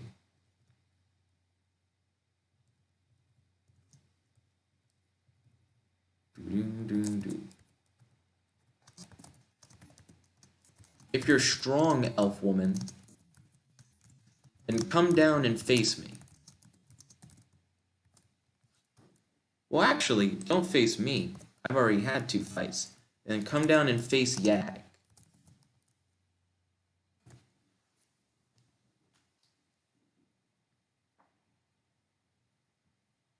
That actually would be cool. Yeah, fight the person who beat your guy. The elf shakes her head and jumps down in front of you. All right then, let's see how good you are with that sword, she says, as she draws a dagger from her belt. Let's see. Yag and the mysterious elf woman face off against one another.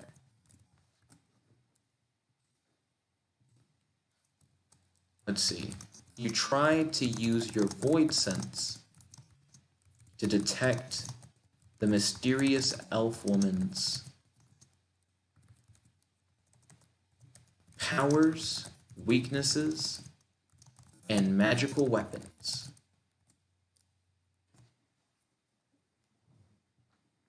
Yo.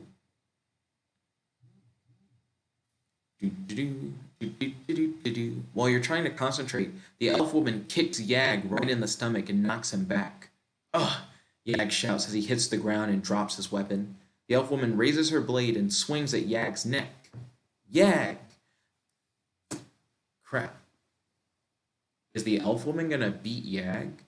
If so, let's take turns whooping this elf woman's ass.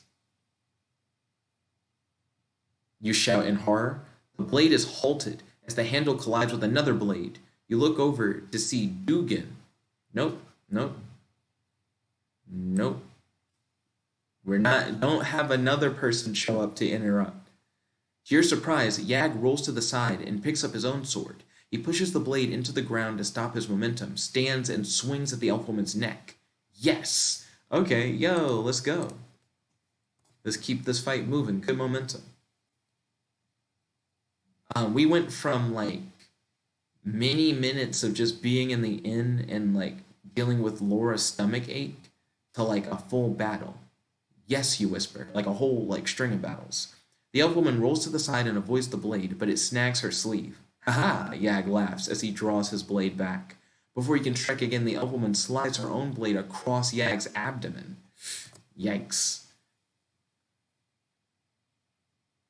Okay. Let's continue this fight. Ah! Yag screams as he collapses to the ground and holds his wound. Your aura is off, the elf woman remarks. I don't think you're human. What are you? You'll find out soon enough. Yag, show her the power of a god.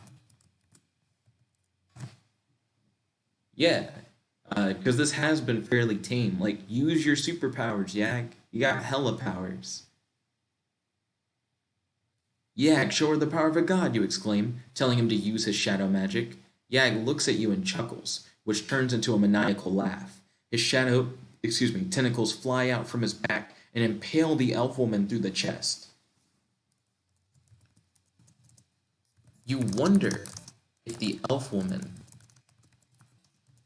possesses magical powers that would allow her to survive Yag's attack and turn the tide of battle.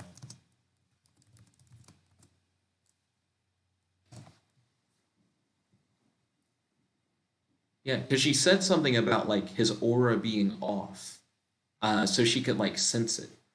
The elf woman staggers back, but before she can react, Yag seizes her arm, pulls it behind her back, and breaks it. Ah, she cries. You leap over to the goblin chief's body and grab his warhammer. No, I don't. I'm watching this fight.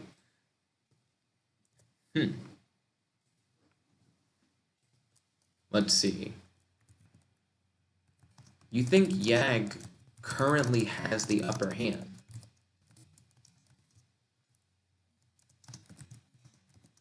But it is hard to tell without knowing what powers the elf woman has.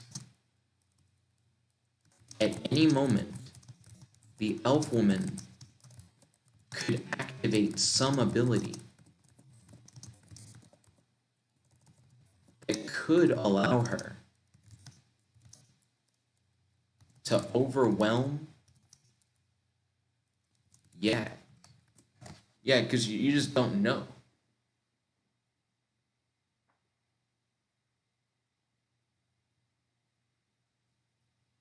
Yag throws the elf woman to the ground and draws his dagger. Yag, stop, you say, but he doesn't listen. He holds the blade to her throat. Do you yield? He asks. I'm not going to tell him to stop. I'm going to get rid of that line. So he asked her if she yields. He's actually potentially going to show mercy?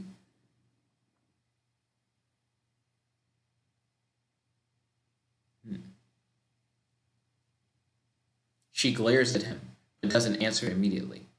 I'll take that as a yes, Yag says as he releases her. The elf woman stands up and brushes off her armor. You were lucky, she tells him. Elf woman, you talk a big game for someone who just lost. Do you not have any magical powers that you could have used to get the upper hand against Yag? Yeah, she seems kind of weak. She fought him more or less like a normal person. I mean, she was strong and fast.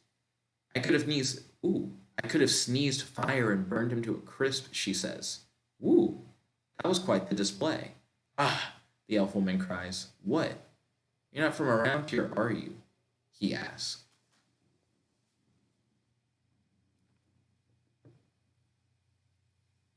Let's see.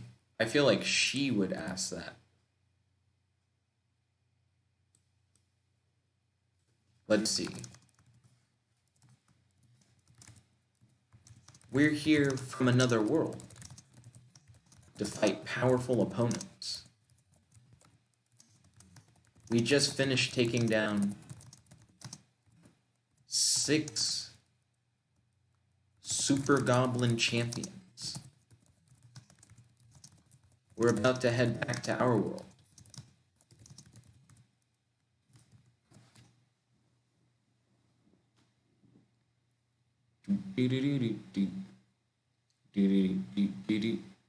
I mean, technically we didn't take down all 6. Zana's got away, and then the elf woman killed Yags. You're from another world. I've never heard of people from other worlds. You say, well, you have now. Let's see. You use portal magic to create a portal back to Zana's room at the inn. You say, come on, Yag and Zana. It is time for us to return home.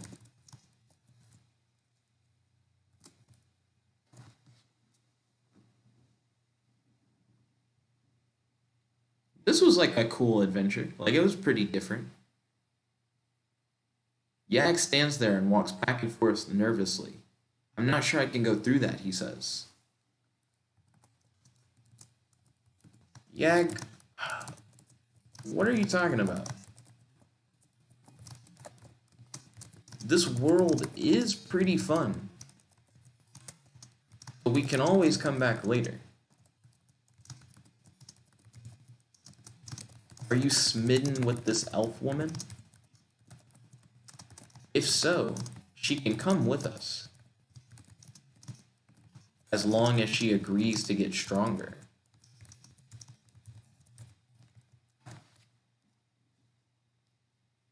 She claims that she can sneeze fire and burn him to a crisp. She should have tried that during the fight. No, it's not that. I'm just afraid of the portal. Aw, Yag is scared, the elf woman mocks. Yag turns red in anger and embarrassment. He draws his axe and points it at her. Yag, don't lie. You're not afraid of portals. You definitely are smitten with the elf woman.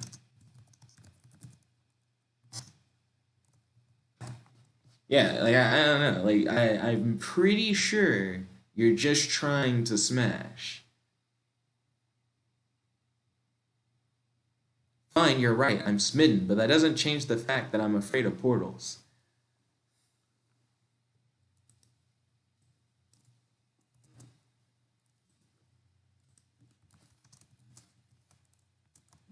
But it does change the fact because it's not a fact. It is just an excuse. Look, elf woman, my friend Yag is smitten with you. If you if you come with us to our world, Yag will likely follow. Come join us. We can help you get stronger.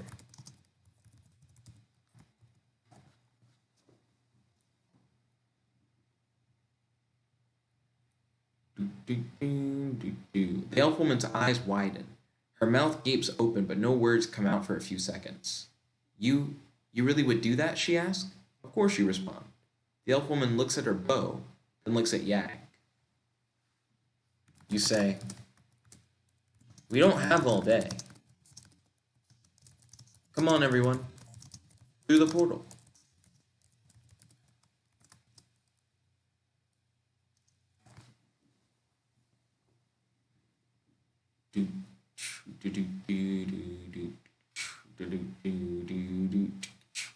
I'm coming, says the elf woman as she walks to the portal. What about you, Ag? You ask. I I will follow, he responds. Yag walks carefully to the portal. You say, come on, Zana. We're heading back through the portal to the end.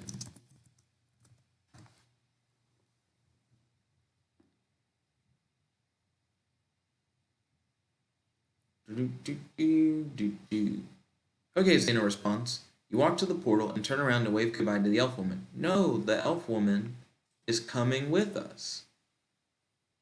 Zana nods in response and rushes through the portal. You quickly follow. When you step through the portal, you find yourself back at the inn, but it's darker. Zana! Zana! Screams a voice. A crying woman runs towards you. Let's see. You wait for Yag and the elf woman to emerge through the portal. You look at the crying woman and ask her what's wrong.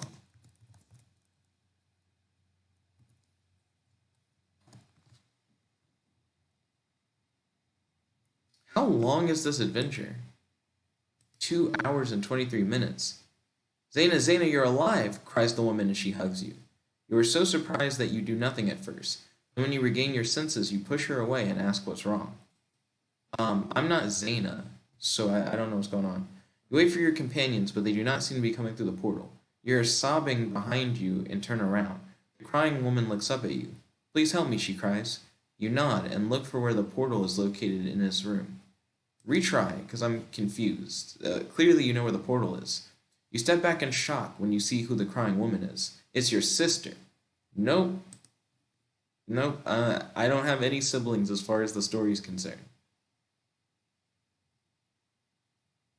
Let's see. Zana, I'm so glad you're safe, cries the woman as she hugs you. What's going on, you ask. You see Yag and the elf woman walk through the portal. Let's see. Okay. Crying woman. Well, I guess I'm going to say, it is dark in here. Laura, are you crying? Well, I guess, Laura, is that you? Is what I would ask.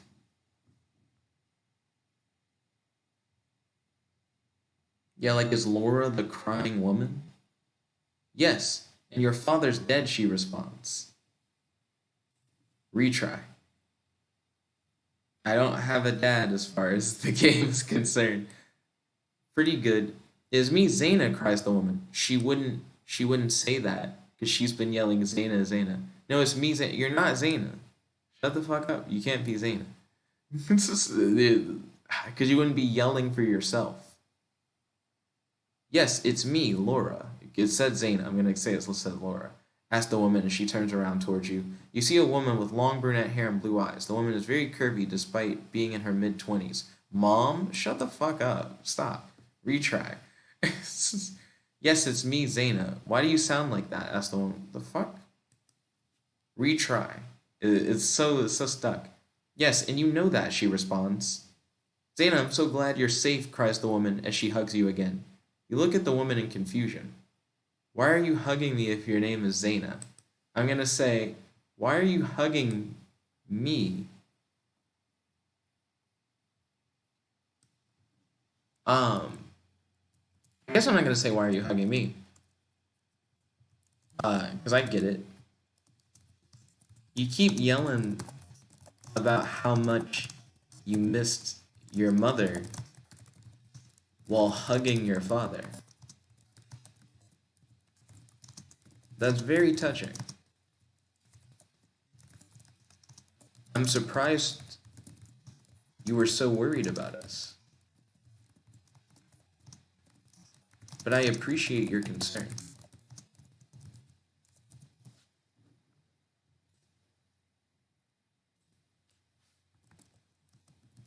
And I'm gonna say, Laura, how long were we gone in the other world?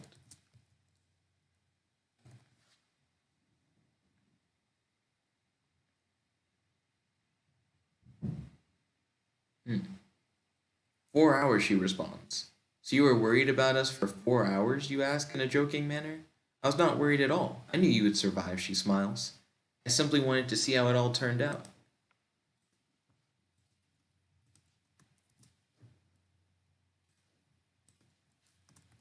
Say, those tears look like the tears of someone who was worried about their parents.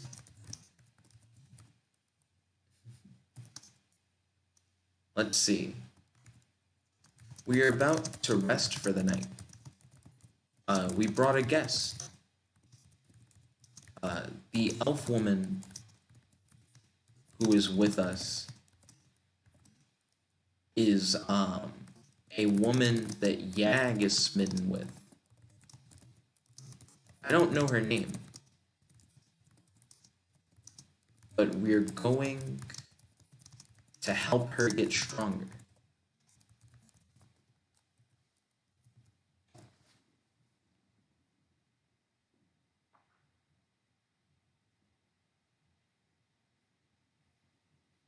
You make your introductions. Zana asks Yag, can you show the elf woman where our quarters are? I'm sure she needs rest. Of course, says Zana. Come with me. What do you mean you make your introduction and then you like skip that? I don't know who the elf woman's name is. Let's see. The next day, you are all prepared to leave. We're going to leave here for a bit to go kill the Bugbear King. Hold on. Don't skip that far ahead.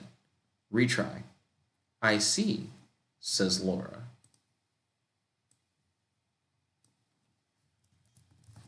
Okay. So yeah, I'm gonna say, Yag, you can go with the elf woman to your room.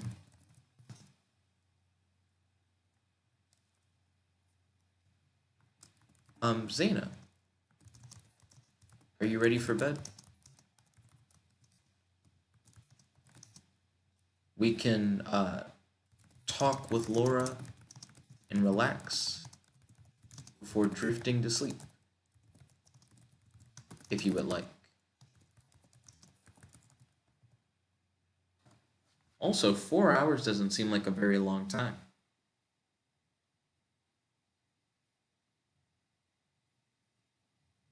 Yeah, I'm ready to sleep, Zana responds. Perfect. We can speak more in the morning, you say. You lie down next to Zana and drift off to sleep. Okay, and that's going to be the end of this episode. I hope you guys liked it. We had a lot of battles this episode, so I hope you guys enjoyed such an action-packed adventure.